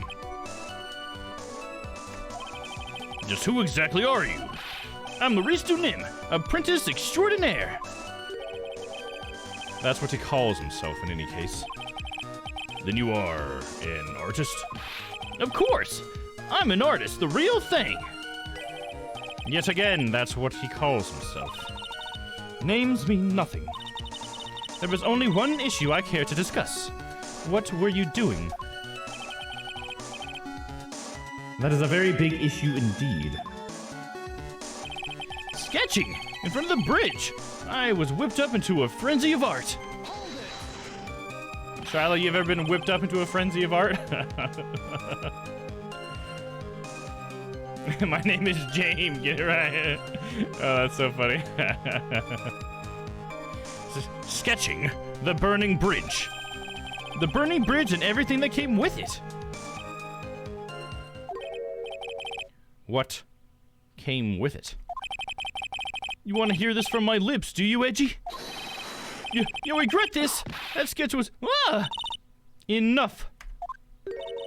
Just take that ridiculous sketch of yours out already, witness. Oh, we will get to see his art. What are you talking about? I don't know what you mean. That does indeed appear to be the fastest solution. I'll leave it to you, Mr. Edgeworth. What should I do? I've got a terrible feeling that the instant this sketch is revealed, the entire world may be changed by what is depicted there. The entire world? We better say if the entire world is at stake here. Damn, dude. We're definitely seeing the picture, though. Look at the sketch. We gotta see what he sketched. Yes, when I did 5 commissions in 1 week. Oh yeah, that's a frenzy of art. Hell yeah, I like that. Until he was peeing on the fire. He probably was, dude. I think you're right, Isadora. That sounds like totally a Larry thing. It's one terrible photo. Larry, I wonder if you could show us your sketch, please. Well, even I couldn't have imagined it'd turn out like this. Imagined what? That Laristu Nim's debut would take place here, today, like this! Ouch, ouch, ouch, ouch! Show it, now. Okay, but steel yourselves. This is the world of Laristu Nim. Okay.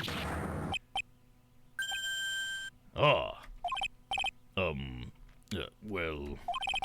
So this is Dusky Bridge, correct? Quite a large bridge, isn't it? Your response, Miss Valkarma. Yes, well, it's a better drawing than I expected. Isn't it? Isn't it? I struggled to reproduce those flames. I really did. Yes, I'm sure you did. Nobody's impressed with Larry's drawing. That's so funny. There's a lady on fire in the sketch. Yeah, I saw right above it. There was that little thing there. I'm sure we'll get to examine it here in a minute. When the judge's eyes are that big, that shirt cracks me up because it looks so funny. Oh, the shit cracks me up. That's funny. Hell yeah. Gotta love the judge. He's like, huh? What? There would be a lady on fire. But nice. Doggo's putting in for butts. There you go. I don't know if you do it like that. Yeah, that's fine. Yeah, you can do it however you want. I mean, the thing that's at stake for that doggo is just some cards. If you want to earn some Streamloots cards, then you just want to get the answer correct. Other than that, you can just use it to mess around. That's totally fine. I know Papa always guesses pearls, so it's all good. All right, let's see here. This is going to get ugly. No one has the courage to bring it up, it seems. This mysterious flying object. Larry. What? The burning bridge is fine. But what is that unfortunate looking figure? You spotted that? I thought you might. However much I might want to ignore it, I can't. It's Iris, of course! Iris! I wish she'd take better care of herself. We had a plan for our future, you know. What would have happened to her if she had injured herself flying like that?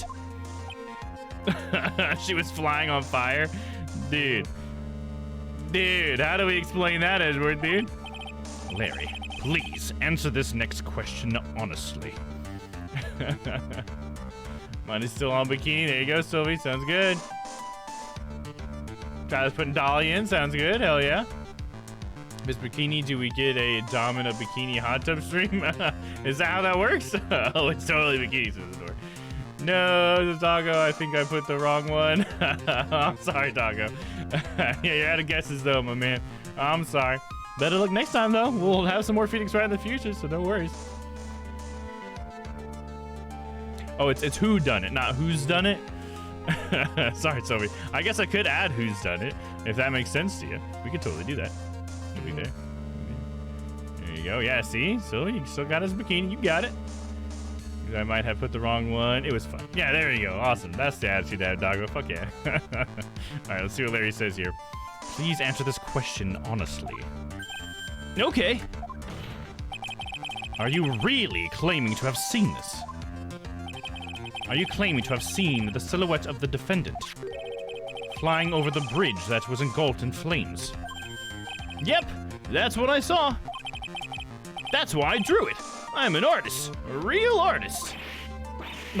You... Hi?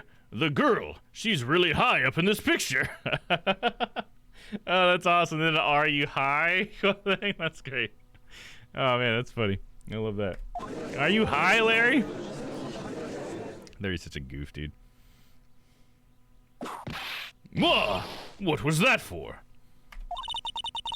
This is all a bad dream. I was hitting you on the cheek to test that theory. Please whip your own cheek from now on if you wish to test your wild theories.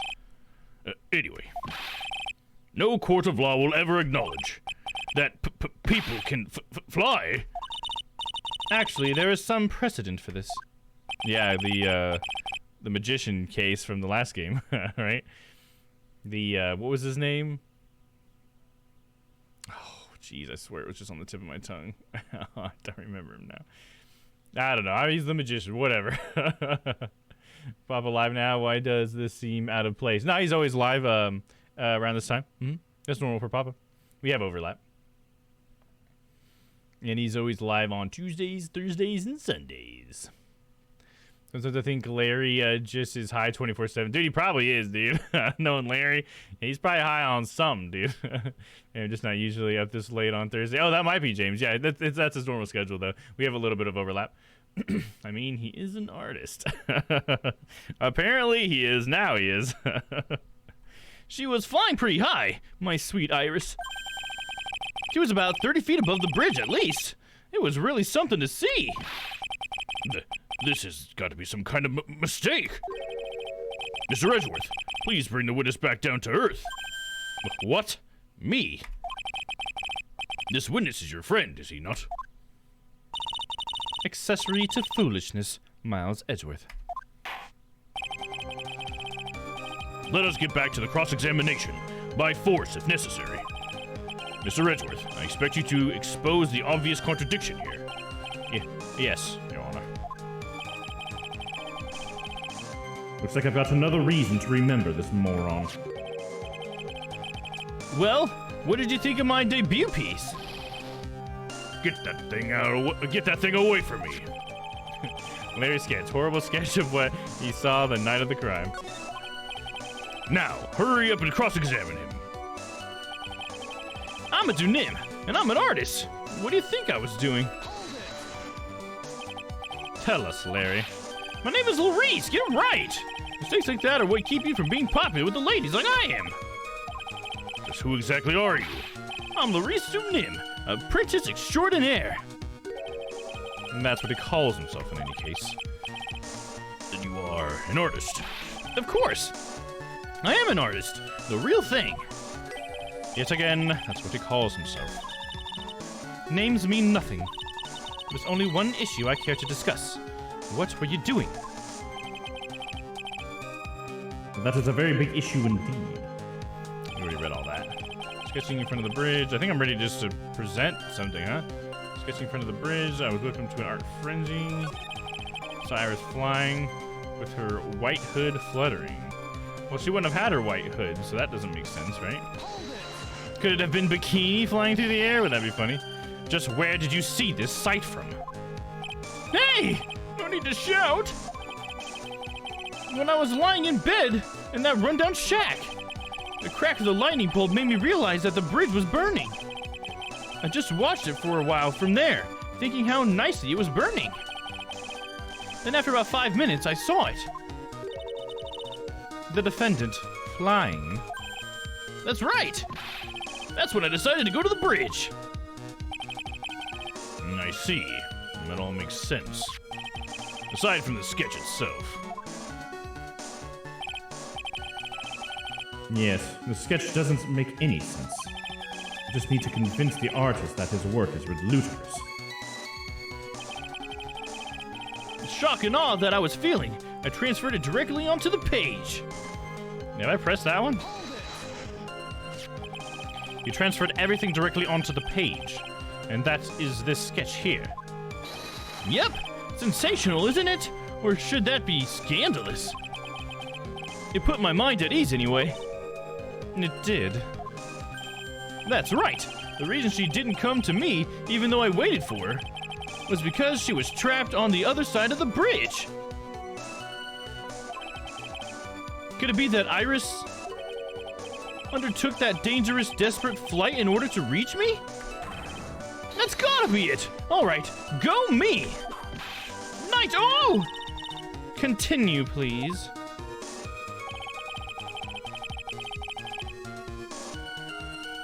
It's horrible, Larry, right? Are you high or are you low? Time for a Law and Order pizza and more sleep. See you guys tomorrow night. Hell yeah, we'll see you then, Shyla. Have a good night. Thanks for hanging out. See you for some Cyberpunk tomorrow night. Hell yeah. See how many side quests I can get done. Before I realized it, the flames had gone out, and then he came running up. You forgot the passage of time to that extent, did you? Well, once I get caught up in something, I tend to forget everything else. That's true. He's always been that way. I guess he's not lying about that, at least. Phoenix Wright appeared on the scene after 11:15. If he was drawing until then, that dispels all doubts. Aside from doubts of his humanity. There was a big clue waiting for me in this cross-examination. This testimony does nothing less than mock the court. But I am sure that there is a vital kernel of truth hidden in it somewhere. Okay, let's see. I think it's the hood thing. The white hood fluttering, because she shouldn't have had the white hood because she gave it to Phoenix. I think that's going to be a contradiction.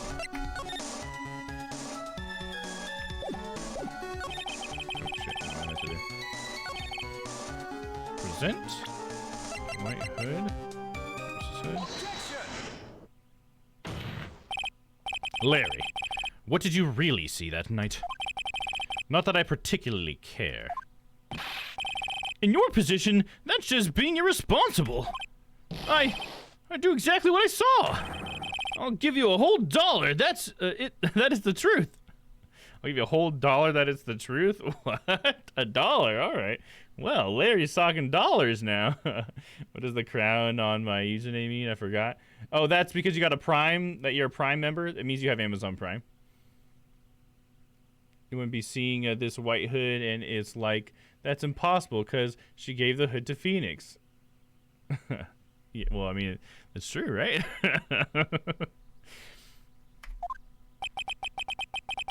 If that is truly the case, there is one thing that we can say for certain. What might that be? That the person who flew over the bridge could not have been the defendant, Iris. What? What do you mean? I don't understand. What? A foolhardy foolie of a foolish statement by an equally foolishly foolhardy fool. How exactly can you make this claim? Tell us, Larry, according to the picture. The individual whom you say you saw was wearing a hood. The individual whom you say you saw was wearing a hood, correct? Of course she was. That rundown shack is quite away from the bridge. The hood is what told me that the floating angel was my Iris. The hood is my darling Iris, and Iris is my darling hood. What? It seems there are bigger fools in this world than the one in this defense's bench. Larry, there's something you need to be made aware of. On the night of the murder, Iris wasn't wearing her hood. She had given it to Wright as a gift. Now you're going to change your story now, perhaps suggest it was Wright who took flight. What are you talking about? I think you understand what I mean just fine. Why? Why did Nick have Iris's hood? What? Edgy! What's going on with Iris and Nick? Why, you Nick! You dog!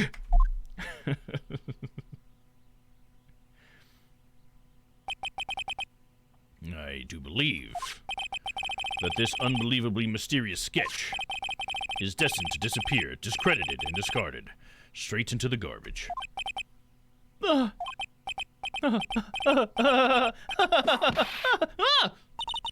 What is it now, witness?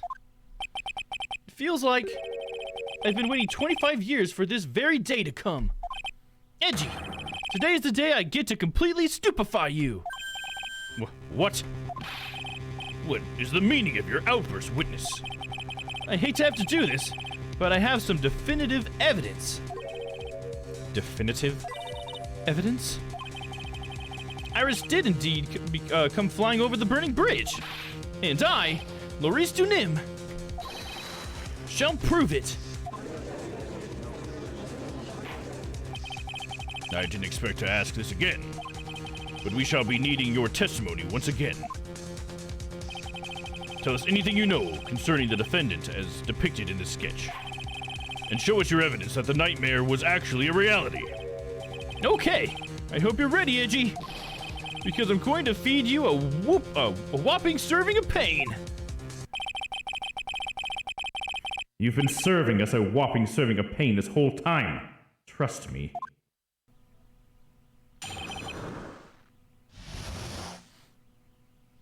Well, I thought so. I just wanted to make sure. Oh, for the crown thing? Gotcha. Hell yeah. Of course, that's where he goes. When I reached Dusky Bridge, she was already gone. I was so worried, so I frantically searched all over for her. That led me to finding this beautiful crystal sphere, half buried in the snow. It's got some blood on it, it looks like. I'm sure that Iris simply, I'm sure that Iris was simply wearing a spare hood. After all, no one else could have lost a crystal sphere that night. Yeah, someone else could have. Are you kidding me, dude? Crystal sphere? This one. Pretty, isn't it? But finders keepers. That sphere. Where did you find it? Let me see. Around here. Somewhere? Looks about right. And if it was half buried in the snow. It had pretty much stopped snowing by then. But there was still some falling as I walked to the bridge. The court accepts this crystal sphere. That's mine, okay? I want it back afterward. There's something on it. Huh? Oh my, it's blood. What? Blood? Crystal sphere, found half covered in snow near Dusky Bridge the night of the crime, has blood on it. You ready, Edgy? By tomorrow morning, you'll be calling me Master Larry. Yeah, I like the sound of that. No one's going to push me around anymore. Didn't you want to be called Laurice to Nim only a few minutes ago?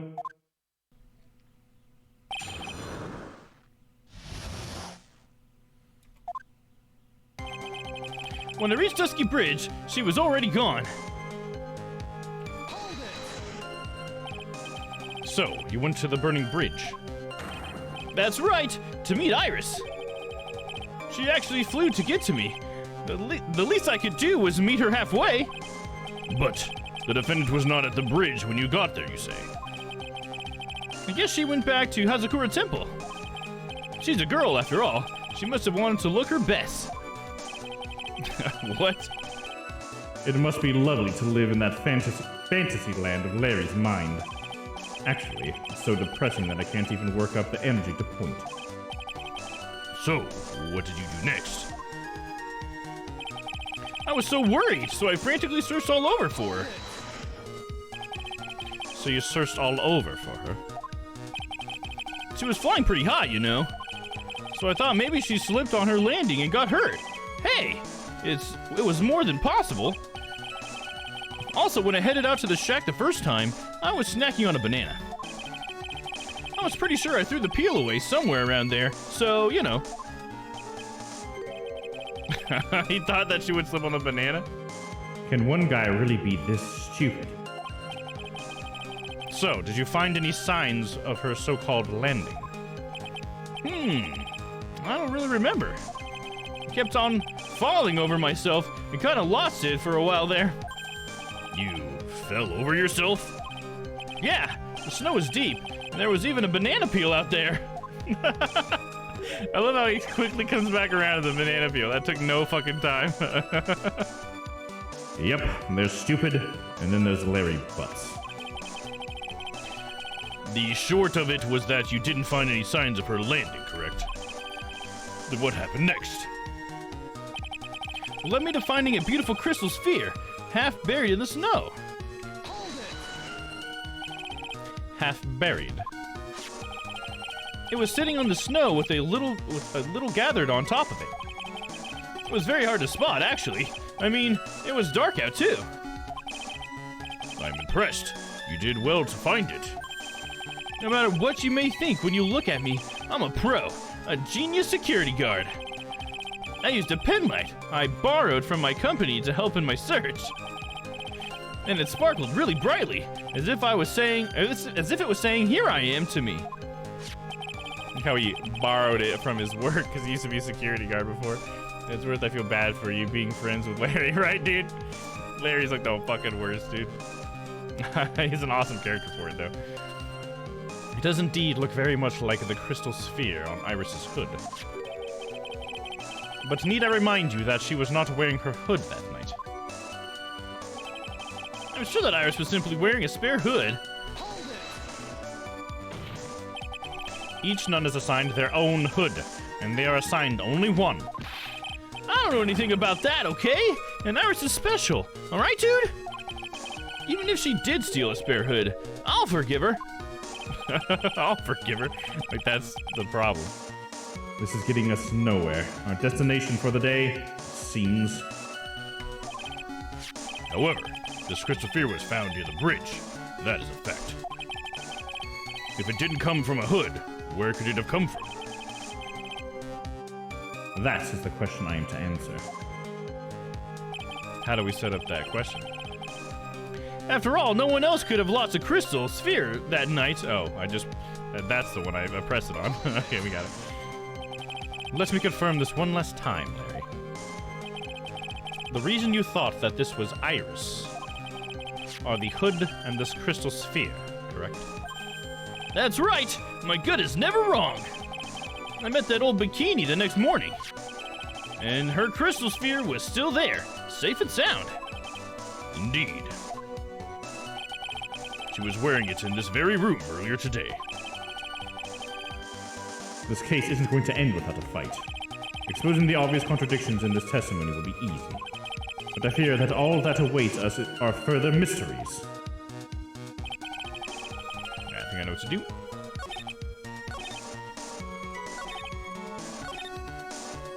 There we go, and we'll say... Is no one seeing that? Bikini makes the hoods? Yeah, she does make the hoods, yeah, that's true. But Bikini has the extra hoods. That's also true. You know what's also true is that the sphere didn't come from a hood. It came from this staff right here, the victim's staff. She told us about it. She's like, hey, look at my sphere. You think that's cool? But she's the one that could have lost it. Larry, that night, there was someone who lost a crystal sphere. There was?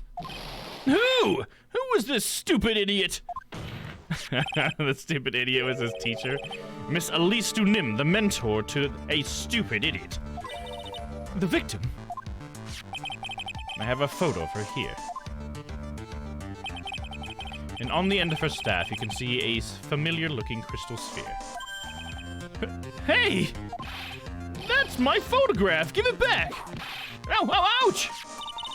A crystal sphere like that is quite easy to find. I have one just like it on my brooch. They look nothing alike. In any case, please take a look at this. This is the victim's staff, found at the scene of the crime.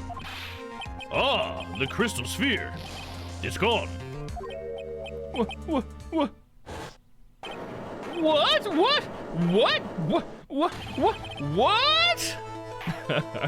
Fucking Larry. Me and Isidore are on the same wavelength, but we forgot the staff and the sphere as well. I had no idea. Yeah, I don't think Isidore was here last week, were you? To see that? So here's a little twist for you, I guess. A little surprise. Just what does this mean? If anyone jumped or flew across the bridge that night, it certainly was not Iris.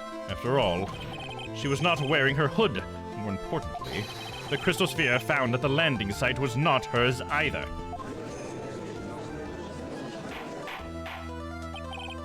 That means the one who flew and dropped the sphere was the victim, Mr. Elise Dunim. I don't think that's necessarily what that means. A fool alongside another fool on a fool's errand to reach a foolish conclusion. First of all, this sketch, which I prefer to call a scribble, is ridiculous. People cannot fly, thus it is rejected. You can't do that! I saw with my own eyes! And this crystal sphere. This is nothing more than a red herring. You honestly believe that? Give it some thought, and I'm sure you'll realize it is well, Miles Edgeworth. Elise Nim was in her room on the night of the murder. There was no reason for her to go to Dusky Bridge. Therefore, the sphere cannot be related to this case. That is all. Miss Francesca von Karma. The only people who will accept that explanation are scatterbrains and clowns. Why are you pointing at me? The victim's crystal sphere was found near the bridge on the night of her murder. Yet you expect us to believe this has nothing to do with the case. That crystal sphere. It was probably thrown away at the bridge after the murder. After the murder? There is blood on the crystal sphere, isn't there? This naturally suggests that it was thrown away after the murder took place. The killer placed it there to throw the investigation off the scent. Which is the exact same reason that he drew that ridiculous sketch. I don't know. That's making a lot of assumptions there. Yeah, there's blood on it. Shouldn't we, like, test the fucking blood, right? What? You mean I'm the killer? No, what? All joking aside, just when did this crystal sphere appear near the foot of the bridge? Unless this can be proven in some way, I refuse to believe this is related to the case. She makes a valid point. There is no evidence that Elise Nim left Hazakura Temple that night. However, if somehow this crystal sphere is proven to have been dropped before the victim was killed, then this case is going to transform to something else entirely. Well, is it the amount of snow that was on it? Your response, Mr. Edgeworth. I want your final opinion on the disposition of this crystal sphere. Alright, I think it's going to make me make a decision, so let's go ahead. Do a little saving. If it is not related to the case, then this witness who you called will have been nothing more than a monumental waste of time. Prepare yourself for some very appropriate punishment, Miles Edgeworth. Can I prove it?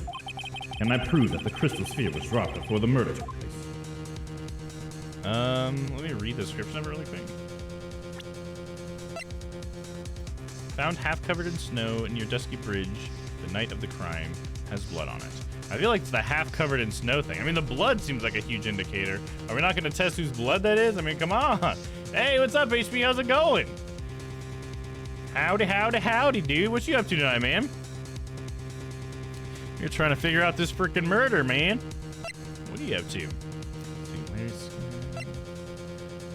About a half covered in the snow. And the snow had stopped. So if it's half covered, then that means it would have been there. It would have been dropped while it's still snowing.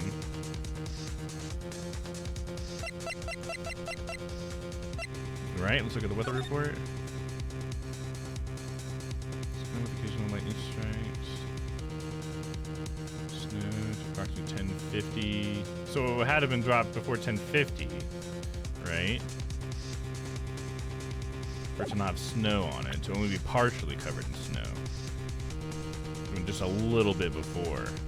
Is that what the game wants me to do? Let's see, can I prove it? I'll say yes I can. Oh, here. Yeah, yes I can. Assume we can. Can I prove it? That isn't the issue. To simply prove it. That's the only option. That's what he'd do. That's the way Phoenix Wright would do this. It's cool to see Edgeworth thinking about Phoenix. Yeah, I mean, that's awesome. Hits me right in the heart. Chillin', my guy. Hell yeah, HP sounds good, man. Facility Domm testing is not a thing in Phoenix Right, aside from that one case we did test things, right? Yeah. I know, I miss Emma, dude. Emma's great because we got to use, like, fingerprint finding. We got to use the luminol and stuff and, like, all sorts of stuff. It was great, man. I miss that. And yeah, they'll only have, like, gumshoe test stuff, like, sometimes, you know? If we're not testing it, then apparently the game doesn't want to test it yet. Maybe we'll do it later. I don't know. It was snowing until 10:50. Fire started at 10:45. Right. Yeah, I got all that. We got to figure out how to put that together, though. Your Honor, allow me to prove something to you. I will prove that this crystal sphere is a vital link to solving this case. You will do what? That look in your eyes. You remind me of the Phoenix Wright when he is cornered. That should come as no surprise. Because right now I am Phoenix Wright, and I am indeed cornered. I order you to present your evidence, Mr. Edgeworth. Evidence that proves that the crystal sphere was indeed dropped before the murder. Why did it bring up that photo? Why did it bring up the crime photo?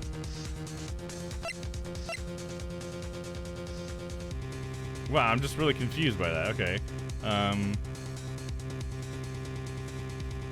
Is it the victim's staff? Evidence that proves that the crystal sphere was indeed dropped before the murder? Before the murder. I mean, it would seem like it would be like the weather report or something, I guess. I don't know, I'm gonna look up a hint. It's getting close to the end of stream time. Let's try to save us some time. Look up a hint.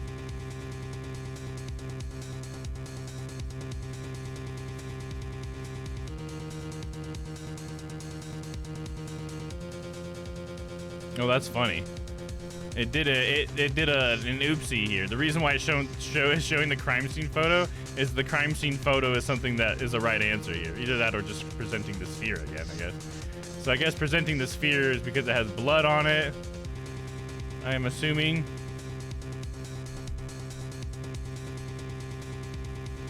The sphere was dropped and covered in blood. Okay, interesting. I'll go ahead and do the crime scene photo then. It's funny that it showed the crime scene photo. I thought maybe that's what was happening, but the game doesn't usually have bugs like that. This is the one, right? Yeah, this is the one they got up.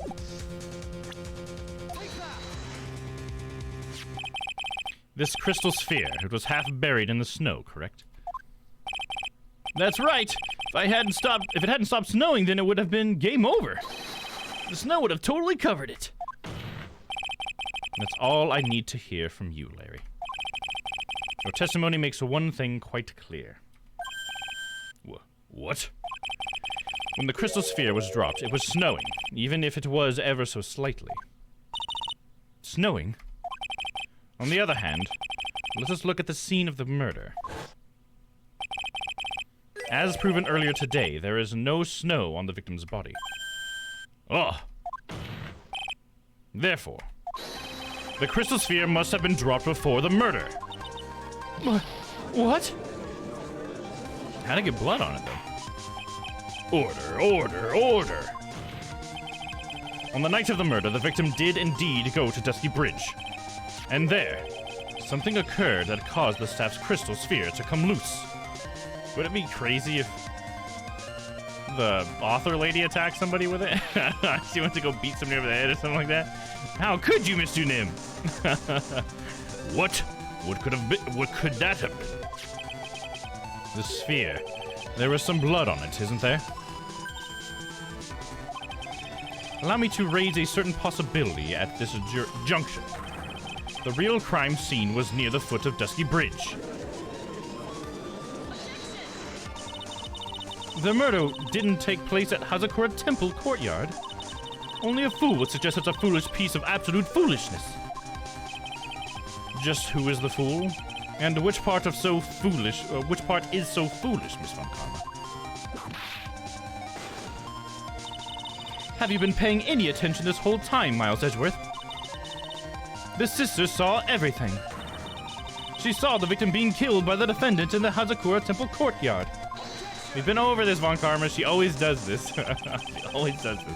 Beginning through the lady over the bridge, and she died when she used the snowmobile to move the body to the temple, stabbed her with the ceramic sword. There you go. He's starting to build the whole story there, Isidore. Nice. There you go. That's not exactly true, now is it? To put it more precisely, what she saw was the murder weapon being removed from the victim's body. That's the same thing! No, it isn't. You said it yourself. Very little blood is actually lost at the moment of a blade's insertion. If you want to talk about when the most blood would be lost from a body, that would be when the blade is removed. If that statement is the truth, then Dusky Bridge could very easily be the scene of the murder. The murder weapon was not removed, thus there was no bleeding. You are forgetting one vital thing, Miles Edgeworth. At least Unim's body was found in Hazakura Temple. On foot, it takes 15 minutes to travel from Dusky Bridge to Hazakura Temple. You mean to suggest someone carried the body all that way? It must be that would be why there's one thing of tracks, right? That explains the tracks. I have made it this far. The only place to take this is to the end. I just need to prove that my version of events is also perfectly plausible. Now, if the defense is ready, the court would like to have an explanation. Please show us the method by which the victim's body was carried to Hazakura Temple. Please show us the method by which the victim's body... It would be the snowmobile, so probably the tracks photo. On that snowy night, there was one way that the body could have been moved. The snowmobile. As we know, the snowmobile was used that night.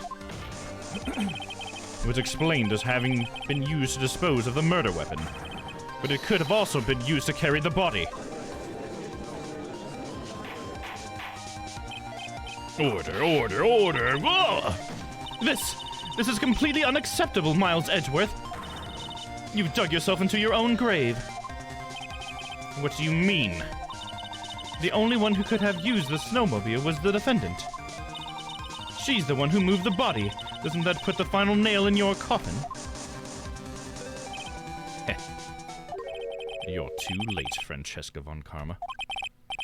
And in fact, the defense has proven something else entirely. We have shown that this case requires further investigation. What? Where was the victim, Alistu Nim, really killed? If her body was moved, whatever for? And finally, just what does this image mean? Do you even need to think about that? Such a creature would never see the truth, let alone describe it. This witness certainly sits on one of the lowest possible branches of humanity. However, he would never utter a lie that would hurt a girl with whom he is enamored. He drew this, so it is something that actually happened. The defense stands firm on this point. Edgy! Thank you! That settles it then. I cannot give a verdict under these circumstances.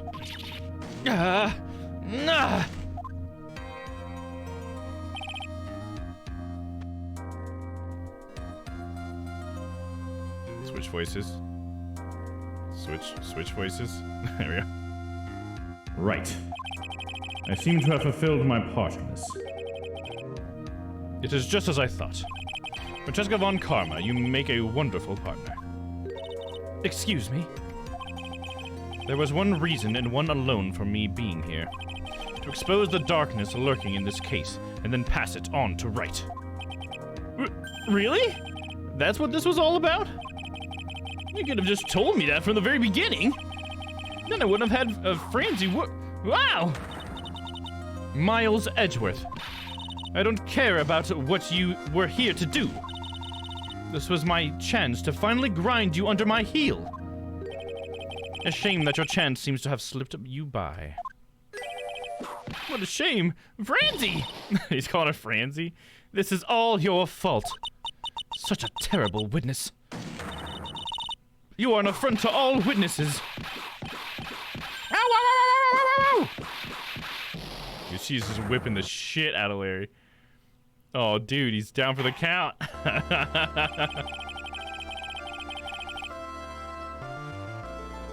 I agree with Isidore. Yeah, right now he's definitely got some stuff all lining up there for sure. They're just standing there smiling as they're making fun of him. I know, like he's got nothing he can do, dude. I cannot believe that the witness testimony relates to an actual event. However, there has to be some sort of answer for the questions he raises. Have his words here today been the truth or lies? Next time we gather in this courtroom, those are the matters that shall be addressed. I am counting on thorough investigations by both the defense and the prosecution. And with this, the rest is up to you, right? Court is now adjourned. There we go, and that's the end of the stream for tonight. Nice. And this next time will be Phoenix Wright, so I guess I'll be back in my Phoenix Wright costume. It sounds like Edgeworth is passing it on to Phoenix, so there you go. Next time we see my Edgeworth costume, hopefully it'll be better. Hopefully I'll at least have the wig, at least. So there we go, guys. That's the end of the stream. Let's jump on over to that ending screen. Bada bing, bada boom. Hope you guys enjoyed it. Hope you guys enjoyed my outfit. It'll be much better once I get the actual Edgeworth wig, I think. But there you go. It might not be butts. It might not, doggo, but it still might be. So don't worry about it. Looking forward to those sweet, sweet cards. Oh, hell yeah, dude.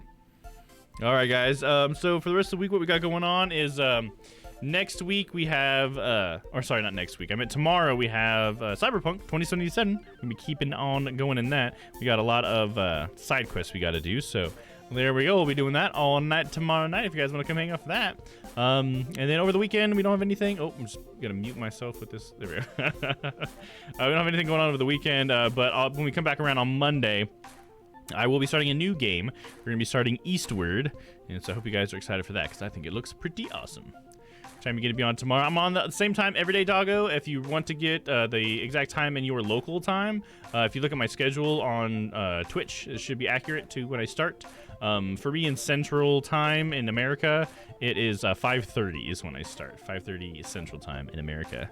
Not sure where you're at, so you'll have to do some conversions there. But yeah, if you look at my schedule on Twitch, it should tell you in your local time what times I am live. But yeah, I'm live at the same time every day, Monday through Friday. I got the same schedule. I'm a Monday, Friday streamer. Yeah, I'm pretty excited to try that Eastward on Monday, though. Let's see. Any other things I got to announce? Oh, we do have Community Night coming up. I think it's not this weekend, but maybe next weekend? This weekend? Yeah, it's next weekend. Next Sunday. So it's the 24th. So if you guys want to come by that, you'll have to join the Discord if you haven't already. If you haven't already, let me go ahead and throw the Discord out there. There's the Discord, and if you do want to participate in Community Night in the Discord, you do need to follow the Strange Planet symbol when it goes to like choose a server. When you first go in there, you want to click the little Strange Planet logo, and that will opt you into Community Night. So then you should get all the stuff for that, so you can come hang out. We're gonna be playing some Jackbox games, as that shows right there. So yeah, come by whenever you want. You know, you don't have to be there at the beginning or whatever. You can just kind of slip in for a little bit, maybe play a game or two and leave if you like. Also, I want to let you guys know we accept any level of interaction. You know, we just want you guys to be comfortable. So that means, like, if you just want to show up, come in the voice chat and just be muted and just listen to everything that's happening and not do anything else, you can do that. If you want to then, like, maybe type in the muted chat while you're muted so that you can talk with us, you can do that. Obviously, if you want to have your mic on, you can obviously do that. You're encouraged to do that. And if you even want to have your webcam on, you can do that as well. So like any level of interaction you guys want to do, you're welcome to come by on Community Night. Because yeah, we do have a muted chat channel for anybody who does want to be muted, but still listen to us and still interact with us in the chat. So we will be reading muted chat. So if you guys want to do that, come on by. There you go. That'll be next Sunday, the 24th. So there you go. It's time for me, as you, I was just wondering. Oh, cool. There you go. I guess you're in my time zone then, aren't you? Mine is 5:32. I was just wondering if yours was different. Oh, okay. You wanted to know at what time of my day I start, I guess is what you're asking. Okay, that's interesting. Interesting question. What if you were a nudist? Well, it's an 18+ server. So if you're a nudist, I think it's still okay. But you might want to let people know before you just open up that webcam, you know what I'm saying? But it is an 18+ server. That's one of our rules, so maybe that's okay. I have to talk with the other Strange Planet guys. I don't think I get to make that decision myself. Maybe if you're a nudist, just let us know beforehand, and we'll get back to you. I'm not. I just had to ask. Oh, I got you. Yeah, it's all good. It's a good question. Never had that one before. But yeah, so you guys want to come by for community night? Anything else I got? That's all the big announcements I got. We do have some stuff in the works in the background with Strange Planets, but you guys will know about that soon. No worries there. Oh, I guess I will let you guys know I am going to do a birthday stream this year. My birthday is on the 30th, which would be a Saturday. So it'll be the weekend following community night. And I'm planning on doing like a 12-hour stream, probably something around there. I don't know if I'm going to say it's definitely going to be 12 hours or not. It might even be more. Who knows? Depends on how much fun we're having.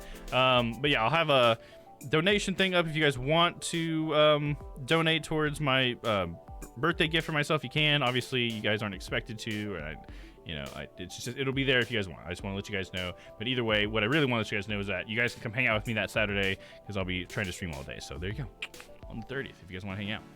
Probably playing a bunch of random stuff, but we'll see. We'll see. I haven't decided yet. But other than that, we should get ready to raid, shall we? We're raiding Papa today.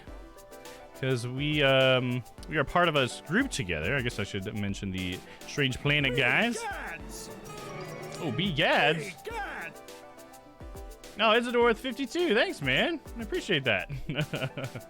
Thank you. I will have like a specific one for that day too, but I really appreciate that. Thank you for the 52 bits, man. Oh, do you want to get the merch link there, doggo? Here, I'll go ahead and do it for you. I know you're probably using your TV, so there's the merch link if you want to check that out, doggo. Hell yeah, man. I'm glad you're interested in that. So I am now the second fastest person on this track of all time. Dude, nice, dude. That's fucking awesome, man. Congratulations. Sounds like you kicked some ass out there. Let me see here.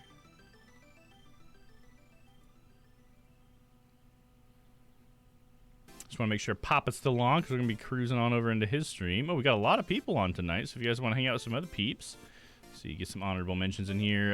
Medion Terra is playing the Gracie Ace Attorney Chronicles. Got Maverick Comet playing some Final Fantasy 9. Drooler's playing some Monster Hunter Stories 2. Mr. Flexlot's playing some Elden Ring. Kaz playing Kenna. And there we go. And we're going to be going into Papa, who's playing Wind Waker. Nice. He's starting Wind Waker today. That's exciting, dude. All right, let's go watch him play some Wind Waker, man. Can you put that time thing up again? Yeah, I would do. I have to look at the merch. The time thing. Oh, yeah. Okay, gotcha. You want the schedule. Is what you're talking about? Yeah. Oh, thank you. I was actually about to mention this too. Yeah, this is the Strange Planet schedule. And by the way, Doggo, you can see this in the Discord. In the Discord under the Go Live section where it gives you the notifications that one of us is live. We have this in there too. So you can just go in there and click on that and you can look at it. Take as much time as you like on that. All the times here are in UTC. So we have conversions at the bottom. So UTC is universal time. So it's like kind of what all other clocks are based off of. So I have conversions at the bottom so you can convert any of these times for your local time. But yeah, this is pretty much the schedule from all the Strange Planet boys. So there's 5 of us. And so yeah, next up we got, since it's Thursday, the next one is Papa, who streams from 3 a.m. to 6 a.m. UTC, or that is like 9 to whenever my time. But yeah, so there you go. So we're going to be visiting Papa, and then the next streamer to be coming around after that should be Noah on Friday morning. We'll be able to hang out with some Noah's Archives, and then shortly after that, we'll have a Panda Alvy, and then after Panda, it'll be me again, yours truly. So yeah, hope you guys will come check that out. All right, guys, let's check this raid up. You're about to find out, doggo. There's the raid messages if you guys want to post that in Papa's chat. And start the raid.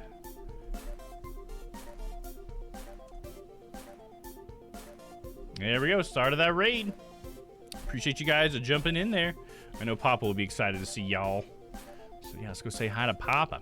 So yeah, thanks everybody for hanging out with me tonight. Thanks for all the cool theories and stuff and helping me figuring out some of those clues. That's very helpful. But yeah, until I see you guys next time, stay happy, stay healthy. I love you guys, and we'll see you tomorrow for some Cyberpunk 2077.